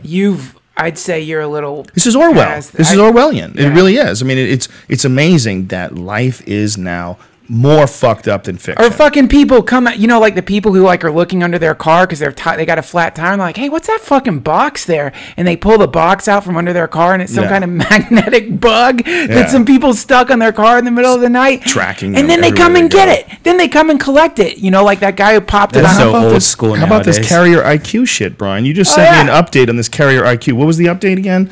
Well, they say that the FBI will not release any records on this carrier IQ shit. Yeah, they won't comment on it. I mean, like the guys that from the company they're talking, saying that they've never given their information to the FBI. Right, but the FBI will not comment whatsoever, and they refuse Freedom of Information Act requests. Yeah, right, because it's an ongoing investigation. That's what they're saying. They have fucking power. There's so much power. Yeah. There's so much power. It's so ridiculous. Carrier IQ. And the best way to abuse power is to say that we're doing it for your own good. We're doing it for your own good. You trust us. Listen, we need this power in order to get the bad people. We know you're a good person. Trust us. We just need this little provision. We got to do it. What's a terrorist exactly? Oh, some guy who sells 20 joints, Newt Gingrich? Yeah. Is it 200 joints?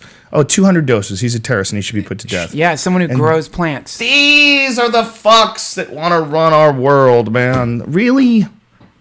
That's why we need that Ron Paul guy, even though he doesn't believe in evolution. I've heard the problem with, I talked about this on the Lavender Hour about Ron Paul, and we got some people writing in that shit that I didn't investigate fully. I said I like. What didn't you investigate? What was the issues? Something about how he would get rid of the highway systems or something. Like he doesn't want to support He must go back to buggies. No, it's not back. It's back to buggies. Horse riding. He wants to go back to it's some kind of thing. There was a few things that were a little that I didn't know.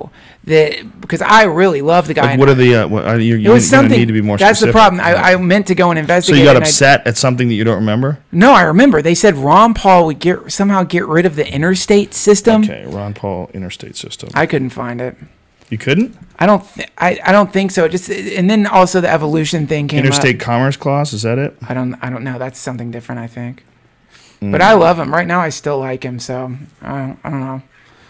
I'm sure there's some weird shit about him, I guess. If he doesn't believe in evolution, that is fucked up, man. That's pretty Maybe he had a religious experience. Maybe he ate some bad bread one day.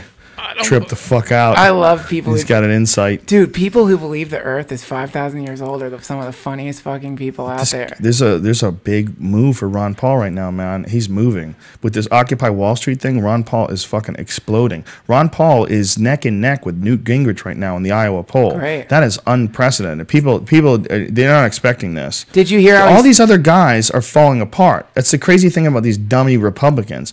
All of them, slowly but surely, are showing that they're morons. First, it was Herman Cain, who's fucked everyone, and then it's Rick Perry, who can't remember anything, and then it's fucking Mitt Romney, who's got way too much money. And Rick Perry's shit fucking internet video about how you can't celebrate Christmas.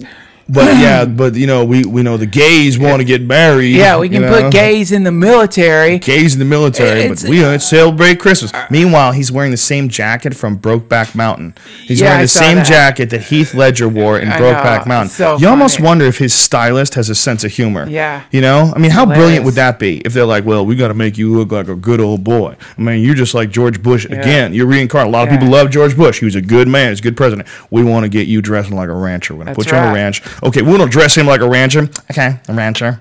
What does a rancher dress like? Well, a rancher, just like American, strong. Okay, yeah, like Heath Ledger. Yeah. That's hilarious. So they give him the fucking same jacket. I mean, come on, man. What are the odds? Who the fuck has a tan jacket with a dark brown collar? Get the fuck out of here, Feels like bitch. somebody's winking at you, doesn't it? Somebody's winking at you. Someone's like, clink, clink. Yeah, that's what it feels like. There's someone behind the scenes that's a 99%er, and they don't like it. They don't like it. It's a whistleblower.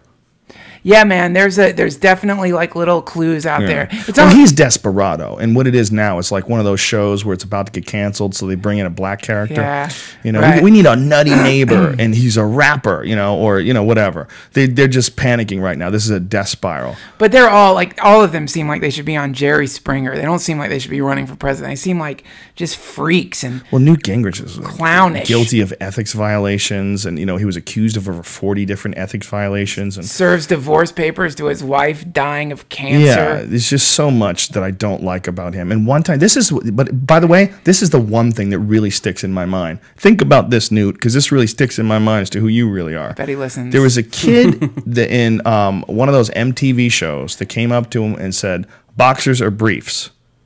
And instead of having any sort of a sense of humor, he's like, "That is a stupid question. And I'm not going to answer your stupid question." Like the way he said it, like demeaning to the kid, like an authoritative figure. The kid should have said, "Bitch," and just cracked him right in the face like he would in the jungle. You old rotten fucking tomato. Ron Paul you old rotten tomato sitting on a fucking windowsill, rotting in the sun. Who are you getting fresh with, stupid? That's a stupid question. Yeah, we're joking around. This is a TV show. This is MTV, dummy. You know, what are you, an asshole? You know, a guy comes up to you, he's asking you questions about all kinds of legitimate shit, and he said, "Sir, one question, boxers or briefs?" And you get angry at him. You get angry at him because he threw that in there. What kind of a nice guy are you? You're agreeing to do an interview, but you don't like the underwear question? That's frivolous in this time of seriousness. Fuck you. Fuck you, you creepy dude. Old withered turd. You old creepy dude with your last chance to be king. It ain't gonna work, dude. You're getting exposed, and you're exposed now, but they're going to hack away at you slowly but surely. Hack away at all the different times that you've used your influence to make money. Hack it away at all the different times you forced things through that other people weren't comfortable with. Oh, yeah, this is the thing about Obama, man, that I think about Obama. Whether or not you like him or not, I think that guy's a pretty dangerous, vicious guy, and I think he uses like a lot of tricks that. Well, the fact that he's not vetoing this act would put him at odds with Congress, put him at odds with the Senate, and he's not going to veto it. I can't believe he's not fucking vetoing it. It's amazing, and he said he would veto it. It's horrifying. He's not going to veto it. He's not going to veto it. It's amazing.